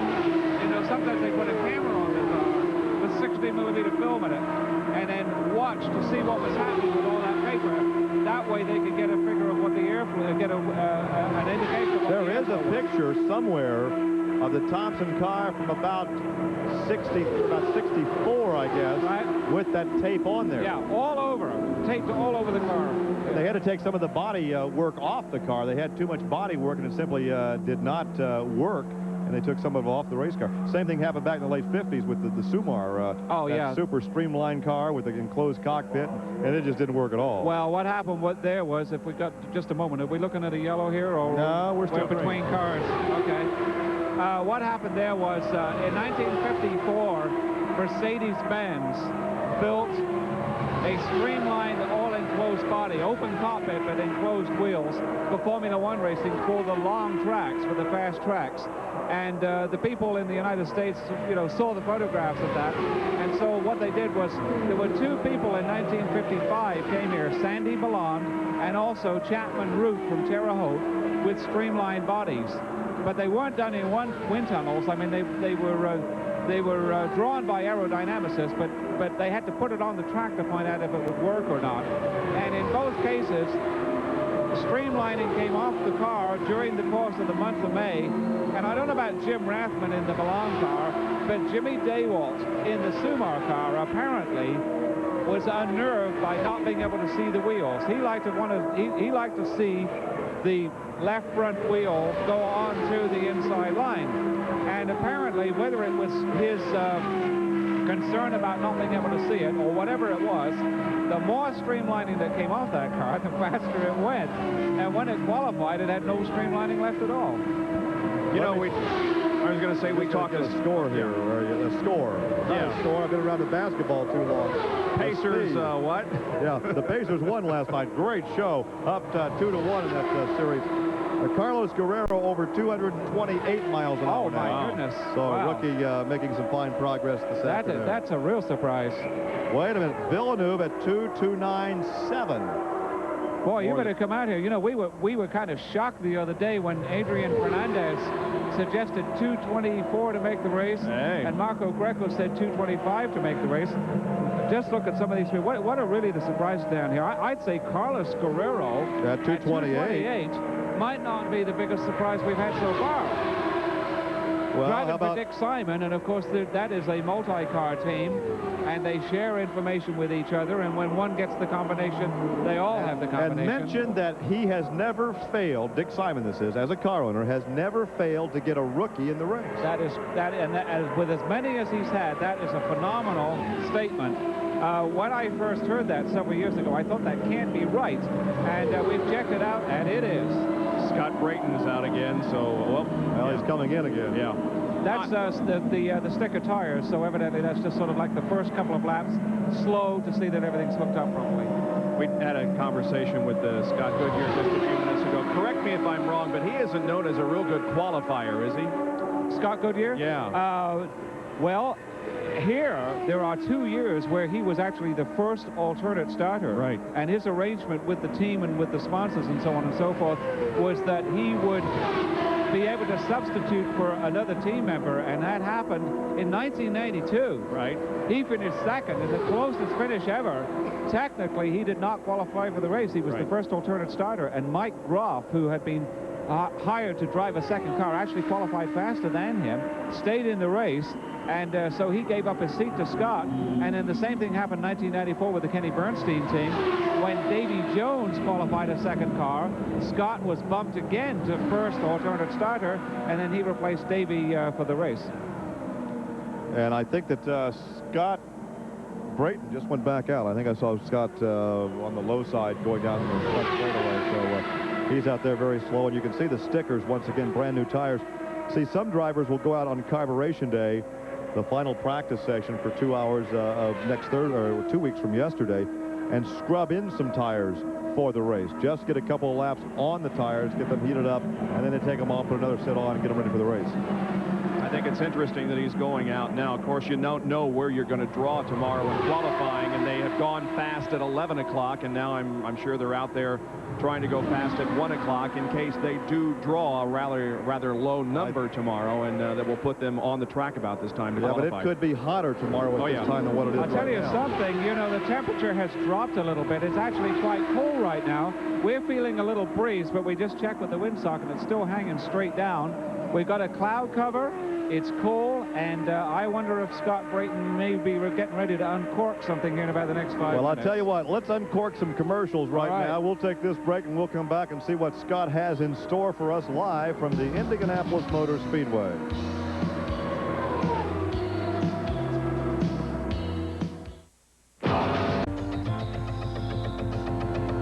As the activity builds to a crescendo in the final full day of practice before we run for the pole, Gary Lee along with Donald Davidson and Bob Jenkins, and we still anticipate a quick one today by Team Menard, and we've been teased a bit because Scott Brayton has gone out, used the warm-up lane, took a couple slow laps, came back in, went back out, a couple slow laps. I'm not sure if he's on the track right now or is no, he he's in the pits right now. Back in, yeah. I don't know what he's doing, obviously. Teasing us. He's playing with us. Maybe. He's playing with us. Well, he knew we were going to a commercial break, and he wanted to wait till we came back. That's right. Get more airtime for your sponsor. Well, once again, if you have just joined us, Michael Andretti at 2:33.7. That is the quick one so far today. We'll quickly run down the top 10 for you. Jimmy Vasser makes nice progress at 2:31.6. Paul Tracy at 2:30.0. Jacques Villeneuve at 2:29.774. Raul Boisel at 2:28.9, 2:28.973. Then it's Brian Herta at 2:28.850. Carlos Guerrero, a pleasant surprise there for the rookie, 2:28.775. Adrian Fernandez at 2:28.566. Hiro Mashusta at 2:27.301, and Roberto Guerrero at 2:27.066. Now, we were hoping for a yellow so Donald could kind of give us an update on times for tomorrow for practice and qualifying. And, of course, going over again the qualifying procedure. No matter how many times we go over that, Bob, people still have questions about how they qualify at Indy. I'll do the times, and Bob can do the explanation of how they qualify. By the way, Donald, I've been meaning to ask you this all month. Can the pole car be bumped? No. You know, you're the first person that's ever asked me that. Yes, it can. I never thought of that. Wow. Are we ever going to get a yellow to do this, or just go ahead and give the practice time? See if Tom Binford will give us a yellow. Well, yeah. I can go ahead and give the practice time. Tomorrow morning, the gates open at 7 o'clock to the general public. Practice is from 10, or rather 8 until 10. It's broken down into 3 segments. The draw takes place this evening after the track closes at either 6:15 or 6:30. I'm not sure exactly when the draw takes place. The first half of the draw get to go out at 8 o'clock and practice, and they're given 30 minutes of green time. So, in other words, if there's a yellow for a toe-in, they simply stop the clock and then restart it again. So there's 30 minutes of green practice for the first half of the draw. Then, after a very short break, then the second half of the draw goes. Another very short break, maybe 5 minutes or so. And then for the balance up until 10 o'clock is for either group to go. Then the track is down from 10 until 11. Qualifications from 11 until 6. At any time that the line runs out, the track then becomes open for practice. And whenever anyone during that practice period feels that they're ready to come in and make a qualifying attempt, then they simply come to the head of the line, the track is closed, and then they are able to go out and qualify. So we're looking at gates open at 7, practice from 8 until 10, qualifying from 11 till 6, practice whenever the qualifying line runs out. Looks like Ari Leyendijk is going to tease us now, huh? Uh-huh. Well, let's see if he stays in the race. Except that he doesn't have sticker tires on, by the look of it. So once again, we are live from the Indianapolis Motor Speedway, and this is the first appearance today of Ari Leyendijk, who has been the rabbit on several days, but yesterday was eclipsed by his teammate Scott Brayton. So his quick one for the month was 2:34.332. And guys, you've been around for a lot of years, Bob, and so have you, Donald. I still have to believe that looking at that windsock, this could be an ideal time right now to hack off a fast one. I think I made a mention like this the other day.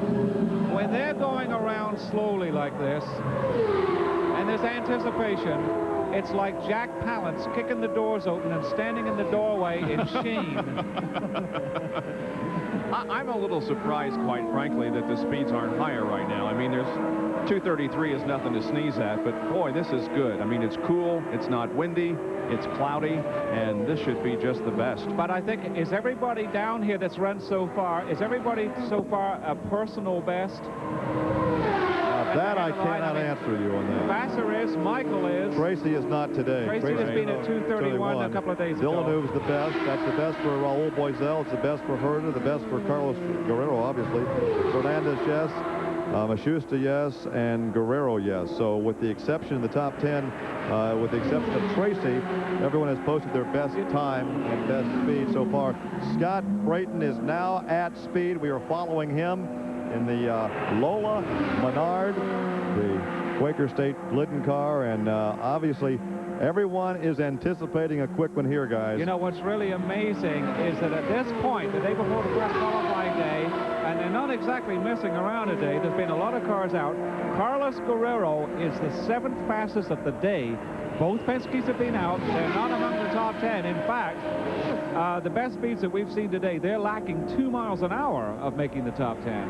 I saw Bob waving to someone. Larry Rice has moved over to the pit lane here. Larry, of course, will be joining us for our qualifying highlight show tomorrow evening at 6 o'clock, and we'll have a chance to talk with Larry momentarily, the co-rookie of the year back in 1978.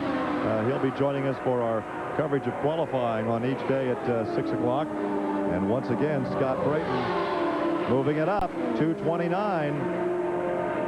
So we will keep our eyes on Scott Brayton. Scott Brayton out of Coldwater, Michigan, a second-generation driver. His dad, Lee, has been out here every day with him. It's just amazing to me that he is the most experienced driver out here this year. Does that make you feel old? Oh, man, I'm telling you. He's quick to say he's not the oldest, just the most experienced with 13 starts. Yep. And here we go. That's the best of the day. 2:33.8. 2:33.8. That is, in fact, the quickest of the day. 2:33.8 for Scott Brayton, and we stay on Scotty live here on Channel 23 as we come to you live from the Indianapolis Motor Speedway, and we may yet see the quick one for the day, the month. Look at this. He's going to blow somebody off. He got a toe there. That may help him. Are we watching the fastest lap ever turned here at the Indianapolis Motor Speedway? We are getting close. He got slingshotted to the line, that's for sure. Yeah. Well, look he's at that. faster. He's getting quicker. 2:34.2. 2:34.2. I tell you what, guys, this is just plain exciting. Yeah, it is. And the fans love it. And by the way, there is a huge crowd here today. Yeah, but the fans don't have a television monitor right in front of them unless they're up in the suite right now. This would not be a good time to take a commercial break. No, I don't think so. I think or we'll stay show on. the wives up in the grandstand. No, I think we'll stay right on Scott Brayton and see if he can up it another notch. 2:34.2 his last lap. 2:33.1. Well, he got that toe the lap before, that quick lap. So he dropped to a 2:33.1. Yes, Joe Goodrich, our producer, just brought up the very good point that occurred to me. Is this, in fact, a qualifying run practice? Yeah, I thought about that. There's so much traffic out there, though, now you really can't get a good feeling for what it's going to be like by yourself. But you're right. He could be putting 4 best laps together. Yes, because a lot of these speeds, you know, it's very interesting to see when somebody cuts a hot one, what's on either side of it. Are they putting 3 and 4 together? Obviously, Scotty is, because we're watching it happen. The last lap at 2:34.4. That's his best. That's his best today. And that is the second best of the month. The second fastest lap ever turned, and he is headed back to the pit area. As you talk about putting the laps together, I recall when Tom Sneva qualified and got her in over 200 miles an hour, Tom talked about setting the car up where it was tight to begin the run, where the car wanted to push. And as the laps wound down, the tires heated up, they started to work. He increased the stagger in the car. The car came around and it was handling the last couple of laps. That was 1984. That was when he was the first one over 210. And what he had done was, knowing that the handling was going to change, he deliberately set it up so that it wouldn't handle that well as the run began. This is a master chassis tuner, Tom Sneva. And each lap got progressively faster, which is very unusual, but he planned it that way. He designed it so that the handling would improve with each lap. You know, there's a guy that I miss being on the racetrack. He was a fun guy to watch. He's a fun guy to be around. A guy that always shot from the hip.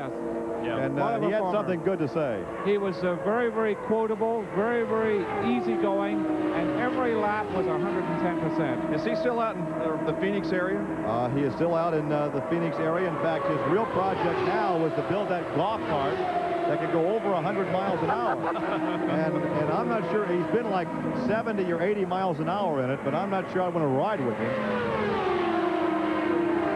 Bobby Rahal at 2:30. Bobby Rahal over 2:30 now. So I'll tell you what, as we give you the top 10, let's take a break, and we'll come back. We'll stay on top of our breaks, and we'll come back where Scott Brayton is in the pit area, and hopefully he'll be back out when we return to the Indianapolis Motor Speedway.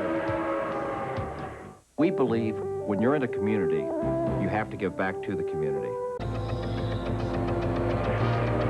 Back live from the Indianapolis Motor Speedway, Donald Davidson is here, and Bob Jenkins jumped up, and seated next to me now is Lex Dudas, who is the general manager at Indianapolis Raceway Park. Hello, Lex. Facility's been around since Good afternoon. The early 60s, and you have a big month of racing coming up, including a big show tomorrow night.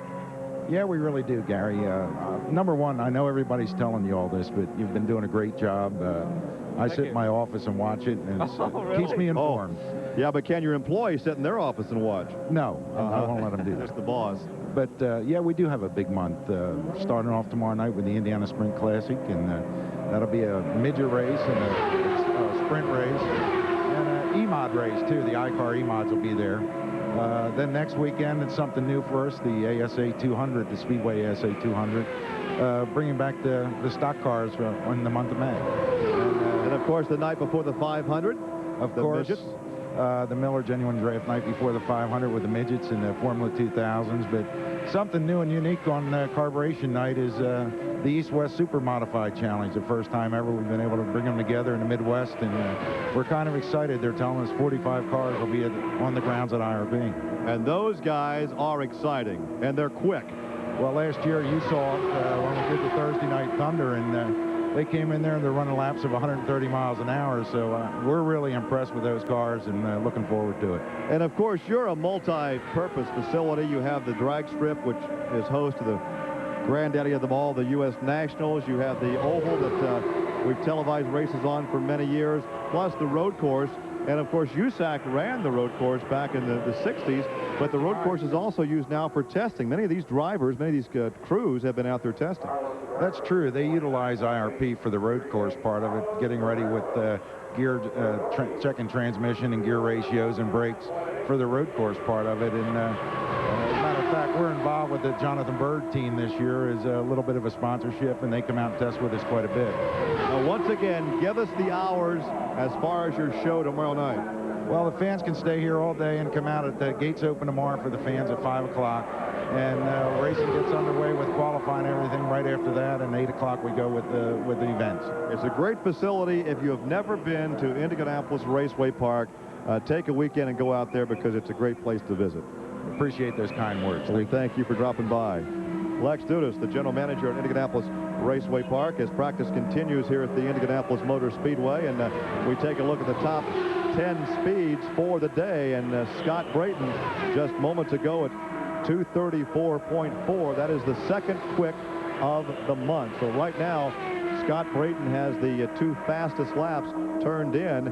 Here is Arie Luyendyk. Arie Luyendyk had been at 234.3, which had been the second fastest, so now he's the third fastest. Now he's got sticker tires. He didn't the first time. And as he moves out for what could be a hot one, we will say hello to Larry Rice, who joins us here in our broadcast location. Larry is the 1978 USAC co-rookie of the year here at the Speedway, along with Rick Mears, a three-time USAC champion. He won in midgets, won in Silver Crown cars. And of course, we're going to put you to work on the 4 days of qualifying, because you're going to hold my hand for the qualifying highlight shows. Well, it sounds like a lot of fun. You've been carrying me, as you say, here the last few years on our Thunder show, so it's going to be a great time. I am really looking forward to it. Yeah, that's each qualifying day at 6 o'clock here on Indy Television. Larry Rice, Gary Lee, along with a wrap-up, and there is such anticipation, there is such excitement, and no matter what these rule makers do to slow the cars down,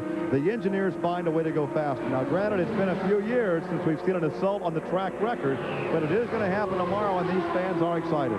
Everyone's excited. You know, if we get weather conditions like this, if we get a cool day, a little bit overcast, I don't think there's any doubt you're going to see a track record, but it's a lot going to depend on how hot it gets tomorrow and how windy it gets too. Actually, it's supposed to be warmer tomorrow. It was supposed to be warmer today than what it is, but it's supposed to be a lot warmer tomorrow, I understand, with a chance of showers later in the day. So we have to qualify early, and if these guys get an early draw... Well, that's going to... A big difference, big part of it is going to be whether the Buicks get an early qualifying draw or not. If they draw in the first 10 or 12 cars, I don't think there's any doubt that the track record will be broken. But if they get an afternoon draw, 2 o'clock in the afternoon draw, then it might be tougher. We're watching Arie Luyendyk just as we did. There is a 2:27 2 lap. And I can recall when that would generate a lot of enthusiasm, and now it's like, oh, ho-hum, he hasn't gotten on it yet. But already looks like he may be slowing down, and he's headed back to the pit area, so we'll make some minor adjustments and try it again. Larry Rice, if you were a team manager, say you were John Menard or you were on that team and you had to make this decision, we don't even know if those engines are going to run next year. If, in fact, this was the last time and you really wanted to give them something to remember you by, and you drew a bad number that was going to put you in the middle of the afternoon, would you wait until between 5 and 6? Well, that's a really good question. You know, I think if I were John Menard, I would get all of the 95 cars that I have out there, draw for all of them, and let the drivers, I mean, those drivers can drive any car he's got, right? I mean, they've got four 495s. So they could draw for all four of them, take the ones that have the best drawing qualifications, even if it's a T car, put those guys in it and let it go. I also think it might be, I mean, if I were him, I'd put Buddy Lazier in one of those 95s. I'd try to put all three of them on the front row. What the heck? What do you got to lose? Well, they're going to have to get Buddy out there, that 95, if he tries to do it. But really, that is quite conceivable, Larry, that he could put all three of them up in the front row and do what Penske couldn't do last year. Well, exactly. I mean, obviously, those cars are the fastest right now. Lazier hasn't had a lot of time, but if he could give him some time this afternoon or tomorrow morning, I think it's possible he could put all three of those cars in the front row, given the right conditions. And, of course, the way those cars are handling, you have been out here, you know how important it is for a car to handle. With Buddy Lazier's track record, with his ability and his experience, they get that car set up. There's no reason why I think he probably couldn't go out there and run 232 in it and maybe get it in the front row. Oh, I agree. I think the cars, once the cars are set up, once they're capable of going fast, it makes the driver's job so much easier. All the build-up, all the testing, all the work you do to get them to that speed in the first place. That's really the hard part, but they've already done that. They've tested thousands of miles around here. They know pretty close to where they want to be. So the hard part is done for Buddy, I think. We're watching Bobby Rahal as we talk with Larry Rice. Once again, Larry will join us for our live qualifying coverage tomorrow evening at 6 o'clock. And as practice continues, Larry, we thank you for dropping by. We'll see you tomorrow on the air with us. And we'll take this break and come back with more live from the Indianapolis Motor Speedway. This morning at 233.7. Jimmy Vasser at 231.6.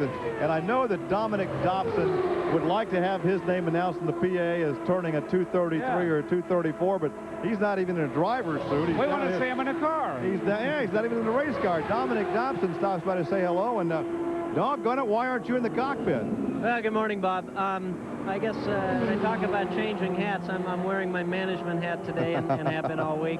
Our focus this year for this month or this week, particularly for the Pac West team, is to really get Danny and Maurizio in the show solid. We talked at one point about running me in a third 95 Renard, but we just, when we really look at what it was going to take from an equipment and manpower situation, we thought our commitment to our sponsors was dictated concentrating on them. So we're going to try and get them both in the show tomorrow. Well, Gugelmin, of course, was it yesterday, went 230.9. That was a pleasant breakthrough. Well, it was. Maurizio thinks there's more to come. We have things we still have yet to try in the car, and we don't want to necessarily show our hand, but Morris is very confident. I think for his second year here, he's just doing a super job in the Hollywood Reynard. Danny's been steadily building up in his car. He did a 225.7, and the other day he just took his spare car out this morning and is trying to make sure it's up to speed. Might we see you in a car next week? Well, you never know. This is a wild place, and if we can get both cars in this week, you never know what's going to happen. At this point, we're not planning on it, but I've been here a lot of times and have things happen that we weren't planning on. We have a running yellow as the cars slow down for this running yellow. We hate to see the streak end. You've been in every race since 1988, and I don't think you're given credit for what you've been able to do in some of those events. In '89, for instance, you were running 5th at one point, and then I think it was Jim Crawford had a problem with a transmission coming apart, and I think you got into the fluid and actually sideswiped the wall and came in. I think he'd broken a half shaft, made some repairs, and went out, and then finally dropped out. But you were running 5th when that happened, and I don't know that you ever got credit for that. Well, I appreciate you mentioning that. I certainly haven't forgot that, but this has been a good place for me, and I have managed to run 7 consecutive races. Would very much like to run an 8th, but I am part of the PacWest team now, and have really put my focus this year into helping the team get to the next level. So, as personally, how I feel about it, I really put those aside, and am interested in seeing the team do well this year. If I can get back in the car and it makes sense, then we'll look at doing that. Did you not, in fact, pretty much put this team together? Or at least that was my understanding at the beginning. Well, I planted the seed, and Bruce McCaw and Tom Armstrong and Wes LaMotta provided the fertilizer and the water to make it grow. I've never heard it put that way. I've kind of helped steer it along, but I do feel very much a part of it. And as bad as I want to drive, I want to be able to come back here a long time and be part of a winning team. And if I can't be in the seat, at least I want to be standing there watching. The yellow was for a toe-in on Bobby Rahal, by the way. I've heard of the straw that stirred the drink, but I've never heard of the water and the fertilizer. That's now, good. you mentioned a guy's name, Mo Nunn, a guy that's been around for a lot of years, and success seems to follow him no matter where he goes, and he has a heck of a track record. Well, actually, I mentioned, I think Mo or Morris is what we call Mauricio Gugelmin. Not Mo Nunn. Oh, I thought you were talking about Mo Nunn. Yeah, well, I call him, everybody calls him Morris or Big Mo. I call him Mo. I don't think he likes Mo. I think he prefers Morris. I think he does prefer Morris. He always looks at me cross-eyed when I call him Mo. But, no, Morris has done a great job. Certainly, Morris Nunn is a great engineer, and I guess he's with Ganassi and helping him this year. Both Vassar and He's Herder moved are around well. so much. When you said Mo, I thought he'd moved over to you guys. He's like suitcase Jake Elder. He's always moving around, and I thought, well, maybe he's moved again. Yeah, no, actually, Andy Brown, my engineer from last year's engineering Morris's car this year, and Alan Mertens and Will Phillips are working on Danny's. So we've got the same basic 3 engineering group of guys that we had last year from Galmer Engineering. Are you surprised at all at how fast these Menards are going this year? Not really. I know they've had a test program that is second to none out here over the last year, and you see when, Ari Leindyke the other day, I think, went on did 6 laps and did a 2:34 or something. So it takes a lot of miles of testing to be able to come out and do that. Their speeds have been, I think all the speeds are high this year. The tires are good. I think Firestone's entry into racing has pushed Goodyear to new heights. We've been very happy with the tires. They've got a tremendous amount of grip. And, last year, really, we were trying to get downforce, and we were limited by that. And this year, the tires are providing so much grip, we're really trimming the cars out like we used to do in the days before. So I think we're looking at Carlos Guerrero there, who obviously has to be very happy with that 229 now. It's 229.8, so there's a rookie that's making some progress. And you've been here as a rookie. There has to be a point where you feel like you're gaining. You've broken through a certain barrier, if you will. The comfort level increases, and you feel like you really belong. I mean, this place has to be so intimidating when you first come here, and you go through rookie orientation, which gives you a chance on the racetrack without the veterans being around, and a chance to work up to speed. But, when you take a look at this, and Carlos goes 227, 228, and now to 229, I mean, that's a real breakthrough. Well, it really is. The speed does come in plateaus here. You'll get stuck at a certain speed and feel like you want to make some progress. You maybe get a little frustrated, and then all of a sudden you will break through. You'll break through and you'll pick up 2-3 miles an hour in a day, and you'll continue on there, and then you'll make another breakthrough. So he's doing a great job. And, Dick Simon has consistently been able to put cars on the track with rookies, and they go fast. Well, we have to take a break as we near the mandatory lunch hour at 2 o'clock, but we certainly hope we see you in a race car sometime next week. Well, I appreciate that. We'll work on it and just see what happens. Like I said, we don't have any plans. Danny in the Visa car and Mauricio in the Hollywood car. We need to get them in the show, get them in solid, and see what happens. Then we'll see if we can't get Dominic Dobson shoehorned in there someplace. We thank you for joining us. We'll take this break and come back with more live from the Indianapolis Motor Speedway.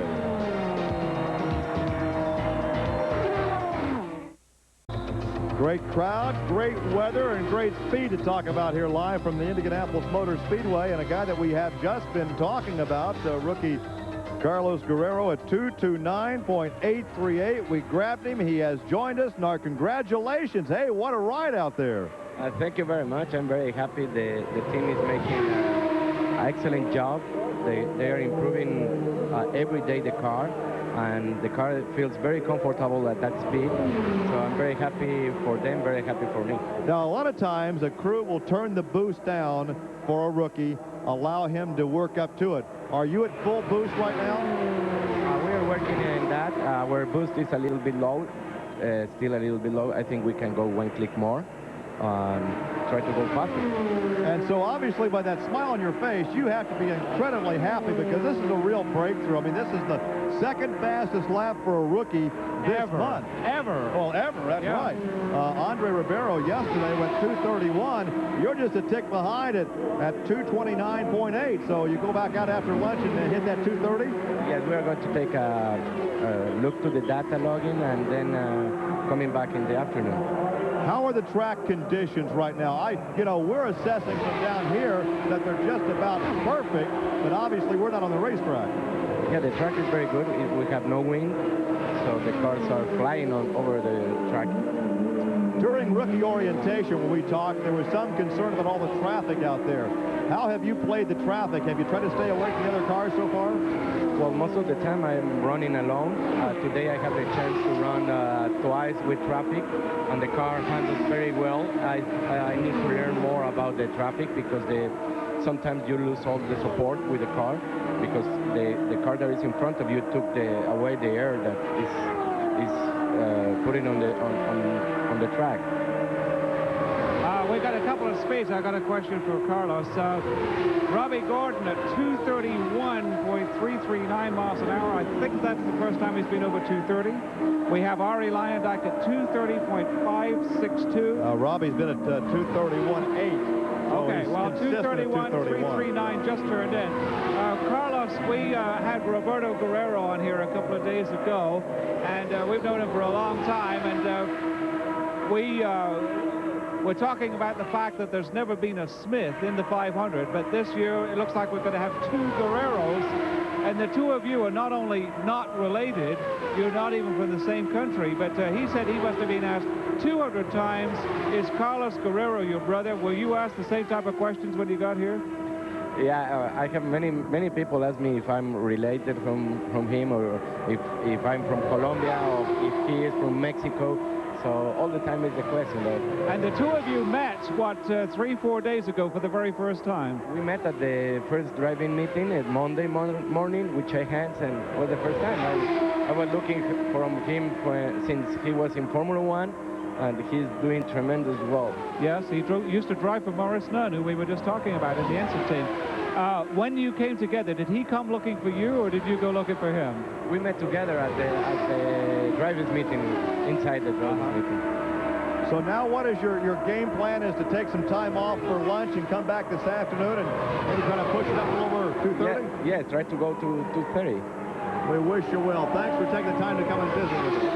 Carlos Guerrero, a promising rookie from Mexico, and he just turned a lap at 229.838. And I know I think some other folks are waiting to interview him, so we'll release him as we take a look at the top 10 speeds of today. And we're going to invite a very promising young driver to come and sit down with us. What are we doing here? Oh, well, wait a minute. Hang on a second. This is not a promising young driver. This is the wife of a two-time winner. Good. She's allowed to talk to us? She's allowed to talk to us. We'll put the headsets on and welcome Teresa Fittipaldi. Hi. You just dropped your sunglasses there. This is the first time we've had a chance to ask this question. There seems to be some trouble down there in that Penske organization. They're looking for some speed. Yeah, I don't think Emerson is very happy now, but like he's very optimistic. He says that he's going to get better. Well, of course, there have been some rough times before. They always seem to persevere. It's just so unusual when we're not talking about the Penske cars up toward the top of the speed category. I want to see the earrings. What have you got on today? Which earrings? Oh, okay. It's the lucky earrings. Yes, this year I have to wear 3 of them. Now, again, tell a story about those earrings. Yeah, because in 1993, I said to Emerson before the race started, I said, Emerson, would you mind if I wear the double earrings for you to have double luck. He says, no, as long as you believe you can wear it. I wore them, and he won the second time. It didn't work last year because I didn't wear the 3, but this year I'm going to wear 1, 2, 3. Do you still do the power thing? Yes, yes. But you're not doing it during practice, though. No, it's my first day today here. Oh, okay. Well, they need you. Where is the rest of the family? We rent a house in like 10 minutes from the track, and I'm going to bring them tomorrow, Luke and Joanna. Well, now, please tell us, I've never had your version of this, the day that you came to the track, the first time that you came to the race in 1984 with all the kids, and you decided we'll go out by a helicopter because we will land right behind the garage area and walk in, and that's not exactly what happened, is it? No. Describe what happened. When Emerson was driving the pink car? Yeah. Yeah, it was a very difficult time for Emerson because... well, I think you landed on... You thought that the helicopter was going to bring you into behind the pits, and it landed on 10th Street, and you had to ask some people, where's the track, please? Do you remember that? With all the... you had to take all the kids? Yeah, you know what happened? Yeah, we have to walk like 20 minutes to come in with a lot of people around. I couldn't believe because it was our first time here. Yeah. And I have the 5 kids together. Yes. Yeah. And you had to walk, in fact, it's 6 blocks just to get to the entrance. Yes. And then you still had to go through the infield. And I met a man who said that, he said, I came up and I could see this man and a lady and all the kids struggling. And he said, I got alongside and it's Emerson Fittipaldi. Now I remember. A lot of people didn't know who he was yet here. I mean, they knew of him by reputation, but they didn't know what he looked like. And he said, can I help you? And Emo said, yeah, would you carry my helmet for me, please? And I remember that we have a friend that came with the car. Yeah. First than us. We came by helicopter because of the traffic, and he came by car. He was first here than us. The car beat the helicopter. So how do you get here race day morning now? I think with the motorcycle. Oh, without the kids in the back. Some people, it's interesting, that's a whole other subject about the way that the drivers come in on race morning. We could do a feature on that, yeah. Now, when things are not going well, like right now, do you just keep your distance from Mo? And I mean, what is his demeanor like? What's he like when things are not going well once he gets home? I think it's the opposite. You have to be close. And that's why I'm here. I suppose, you know, I came last night, late afternoon, not last night, late afternoon, to be with Emerson because I think that he's not happy with the car and the qualifying is tomorrow. So I said, Emerson, but race day is another day. Just think about it, 3.5 hours racing. So many things can happen. Here doesn't last the fastest car, but the one that lasts more. Well, now, is it the chassis or is it the engine? Is it a combination of both? I think it's a combination of everything. It's just not working. Yeah. They're not even like 230 miles. No, they're about 224. Don't tell me that. All right, I won't tell you that. We won't tell you that. As the Penske's continue to work, but once again, Al and Mo both talk about 224 miles an hour, and I know he's happy to have you in town, and we're delighted you stopped by to visit for a moment. Thank you. Thank you. Teresa Fittipaldi, Emerson Fittipaldi's wife, and we'll take this break and come back with more live from the Indianapolis Motor Speedway.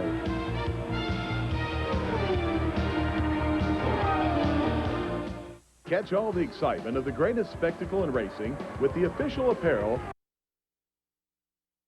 Dan Drynan, who, if you're into midget competition, USAC midget style, he has been phenomenal in setting track records. He won the Copper World Classic out in Phoenix after setting a track record on the 1-mile track in a car that he designed and built. He set track records this year at Raceway Park and at Winchester. And, of course, we talked with Lex Dudas earlier about that big triple header tomorrow night at Raceway Park. And, Dan, you'll be competing there in the USAC midget division. Definitely. The IRP has been really good to us. The ESPN also. All that venue has improved the whole sport. We've had a good year so far.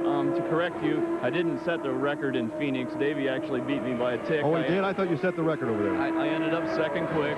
We did win the race, but we've broken the track record at Winchester by quite a bit. That was set by Jeff Gordon 5 years ago.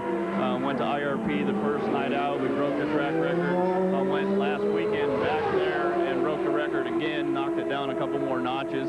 The car's been really phenomenal fast this year. Had a little problem at Winchester. We had a failure there and an engine failure this last weekend. So really looking forward tomorrow night. Got all our ducks in a row and hoping we got a good finish. Well, you're no stranger here to the Speedway because for a number of years you served as a mechanic out here for the Andretti's. Definitely. 84 and 85 I worked for Mario, and 86 and 87 I worked for Michael. Went on from there to Ron Hemmelgarn's stable with Steva and several other drivers. So I've got a lot of years over here on the backside of the wall, and we're sort of looking forward to getting on the other side finally and getting into a car. But when you built your own midget chassis, you tried to take some of the technology from IndyCar suspension systems and move it over into the midget operation. Definitely, and not so much the suspension has been part of it, but it's the overall train of thought, the aerodynamics, everything, trying to streamline the car. Midgets forever have been a pretty crude car. They've been very simple, but crude. So I tried to refine the whole deal, make it a little more aerodynamic, and bring some of the suspension ideas over. Some of those that I've used for the last 2 years that have been a little bit of a benefit to us. USAC has taken away, made it much more a conventional race car, put all the oil tanks and radiators all back inside, so it looks much more like the other cars, but we're still very quick with it. So it didn't really hurt us much, but it was a look that I tried to bring into the midgets, especially for the marketing side of it. They allowed me to put a panel on the left-hand side kickout. If you look at any of the conventional midgets today, there's no area on the cars for advertising space, and that's really where we've got to. We're at that level. We have to use the marketing side of what our race car is as a tool, and they've allowed us to put that panel on, much more visibility. It looks great on TV, and the sponsors are a lot happier with it. Well, we have to mention your sponsor because your driving career was just about over about a year ago, and you picked up in the 11th hour a great sponsor. Thanks to yourself and several other people. That night, I had made a conscious decision. My team had been struggling. I've been trying to do it all out of my own pocket, and I was getting behind the 8 ball. I finally decided to go back to what I knew, which was the Indy cars as a mechanic. Didn't want to do that, didn't want to leave, but we got lucky that night. We won the race quite handily, and Steve Coulter from Indiana Western Express phoned and wanted to know what the problem was, and it was simply a money deal. He helped us finish out last year and came on board very strong this year, and it helped me reorganize everything. He brought a new view to my whole operation. I was just overwhelmed with trying to survive every weekend, and he's given us some comfort there, and the results, I think, are showing. Well, now, also, this provides the opportunity for you to further your career in other directions, and I assume one direction may be the IRL. Definitely. I sat in with an IRL meeting yesterday morning, and I think the biggest focus that I received from the whole meeting is to project to the media, everybody, that it's not a conflict between kart and IRL. It's another series that can exist with them and add and benefit in every direction. It's a series based on ovals, an area that I have expertise in and a lot of American drivers have, but we don't have the road racing experience. So it's an area that we can definitely look forward to going into. And this might provide the opportunity to be here at the Speedway in 2 or 3 years. I say definitely at the Speedway, and we're looking at a shorter-term vehicle than 2 or 3 years. We might be next here year. Yeah. Excellent. I just wanted to make a couple of comments. First of all, if you're familiar with seeing Dan Drinan in Victory Lane on ESPN, you'll notice that the hair is not as long as it used to be. The other thing corporate is, now. The other, absolutely, yeah. He had to go to the IRL meeting, so he cut his hair. But anyway, the other thing is that he knows what it's like to be bumped at the Indianapolis Speedway, because it happened twice just in the last few minutes. He got bumped by Carlos Guerrero out of that chair. He got bumped by Teresa Fittipaldi out of that chair. And then the final thing is that just, 2 or 3 years ago, Dan was involved in a very serious accident in the midget at Springfield, Illinois, and the prognostication for a couple of days was, to say the least, not very good. And he bounced back, and now he's back out running at the front of the midgets again. Yeah, and I would be delighted to see you here next year or year after next, and hope a lot of your compatriots from the midgets and sprints will have that opportunity through the IRL, and I'm glad you got that sponsorship because you're always exciting to watch on television. Well, I appreciate the comments there, but just to let everybody know, there's been a stigma out there that we're not really wanted or desired over here as drivers. And when I came public with my intentions to come this direction, it was really amazing how many of the teams and everybody involved in this sport really were looking for gentlemen like myself from America that want to be here. Their reason for choosing so many foreign drivers they're the ones that show the interest, that believe they can be here, and they bring backing with it. That's part of it. But their interest and their attempt to be here are why they're here. And I think we've got complacent, and we've lost the fact that we're a major factor here by just not going after it. I'll tell you another thing, too, that you would revive, and that is that it used to be that a lot of the people that wanted to go to the Speedway, they would show up here, not with a ride. They would show up and do anything they could to be involved, and a lot of people were crew members on cars in the race before they ever drove in it. So we wish you well for next year, and you would revive an old tradition by doing that. Let me jump in here quickly and say that Scott Goodyear has just been clocked at 2:31.1. That's in Honda power. And we have one more break to get in, but Dan Drynan, we thank you for dropping by. Wish you well tomorrow night at Raceway Park, and we certainly hope we see you in a cockpit here at the Speedway next year. Thank you very much. Enjoy watching your race. Dan Drynan, of course, one of the leading USAC midget campaigners. Ari Lyondike on the racetrack, and once again, we'll tell you that Scott Goodyear just turned a 2:31.1, so as things heat up, we'll take this break and come back and wrap it all up here on this Friday from the Indianapolis Motor Speedway.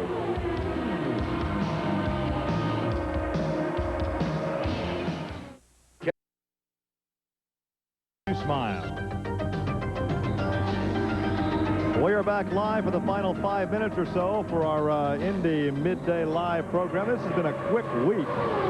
It's certainly been quick today. I can't believe how quickly the time has gone by each day, but this one I think has gone quicker than ever. Let's quickly remind you at 5:30 this evening, we invite you to join us for Countdown to Indy. Mike King and I will be along for that one. Then, of course, tomorrow at noon, Dave the King Wilson and Dick Wolfsey from Fan Fest. And tomorrow evening at 6 o'clock, Larry Rice and I will be along for a complete wrap-up of all the qualifying from tomorrow. We can tell you from Ari Lyondike's cockpit, 2:33.1, as we're rolling the top 10 across or crawling, I should say, the top 10 across the... Well, of course, we should tell the viewers that we won't be here tomorrow or Sunday, but we will be back Monday and next week, tell your 11 to 2. We're on the air from 11 to 2, and if you go out to eat, tell them to stick us up on the big screen television and let us know where you're watching from, as once again we give you the top 10. Scotty Brayton at 2:34.473, and Ari Lyondike at 2:33.197. Actually, the second quick today is Michael Andretti at 2:33.724. Ari would be third at 2:33.197. Mauricio Gugelmin at 2:31.821. Jimmy Vasser at 2:31.6. Robbie Gordon at 2:31.3. Scott Goodyear at 2:31.1. 7 drivers over 231 miles an hour. I think I'd want to be out here between 5 and 6 this evening. Yeah, I think so. I think I'll probably stick around today. If you can't be here in person, be sure to join us live here on Indy Television Channel 23 at 5:30 for the Countdown to Indy, because we'll be here to bring you up to date on exactly what is happening. The last full day of practice before the run for the pole. Now, they have a practice session tomorrow, but again, it's very, very congested, very crowded, and this is really their last chance to be out there without an abundance of traffic. Tomorrow morning, of course, as we mentioned earlier, when they open for practice, the gates open at 7 very quickly. Practice from 8 until 10. It's broken down into 2 halves, with the first half of the draw. The draw takes place this evening after the track closes, and then the 30 minutes of green, then the second half of the draw, and then anybody else that wants to go. There's sort of like an all-in session between the 2 groups to wind up at 10 o'clock. And we could very often, we see the fastest laps turned right after the track opens. It would be very cool at 8 o'clock, 8:30 tomorrow morning. Yeah, and don't forget that if you are here at the racetrack and wherever if you're watching from the racetrack, be sure to stay for that draw, which will start about 6:15 or 6:30, because that's always entertaining as well as informative. And then, of course, the run for the pole tomorrow. Then we qualify and/or practice on Sunday. We come back for a full 5 days of practice next week. We'll be on the air from 11 until 2 in the final weekend of qualifying. And even on Carburation Day, we'll be on the air live from 11 until 1. That's only 2 hours. 2 hours. That's the final 2 hours of practice before they actually line them up and start the annual Indy 500. So a great crowd on hand, but we have room for a lot more folks out here. Fan Fest opened up this morning. We have the Museum Hall of Fame open, and we welcome you to come out and join the atmosphere this afternoon, because we could still, yet today, see the fastest lap ever turned. Once again, 2:34.4 for Scotty Brayton. That's the quick one today. Not as quick as he has been. A little faster on yesterday. So that will wrap it up for us, for Donald Davidson and Dave the King Wilson. I'm Gary Lee. We thank you for joining us. We'll say so long for right now and ask you to join us at 5:30. So long from the Indianapolis Motor Speedway.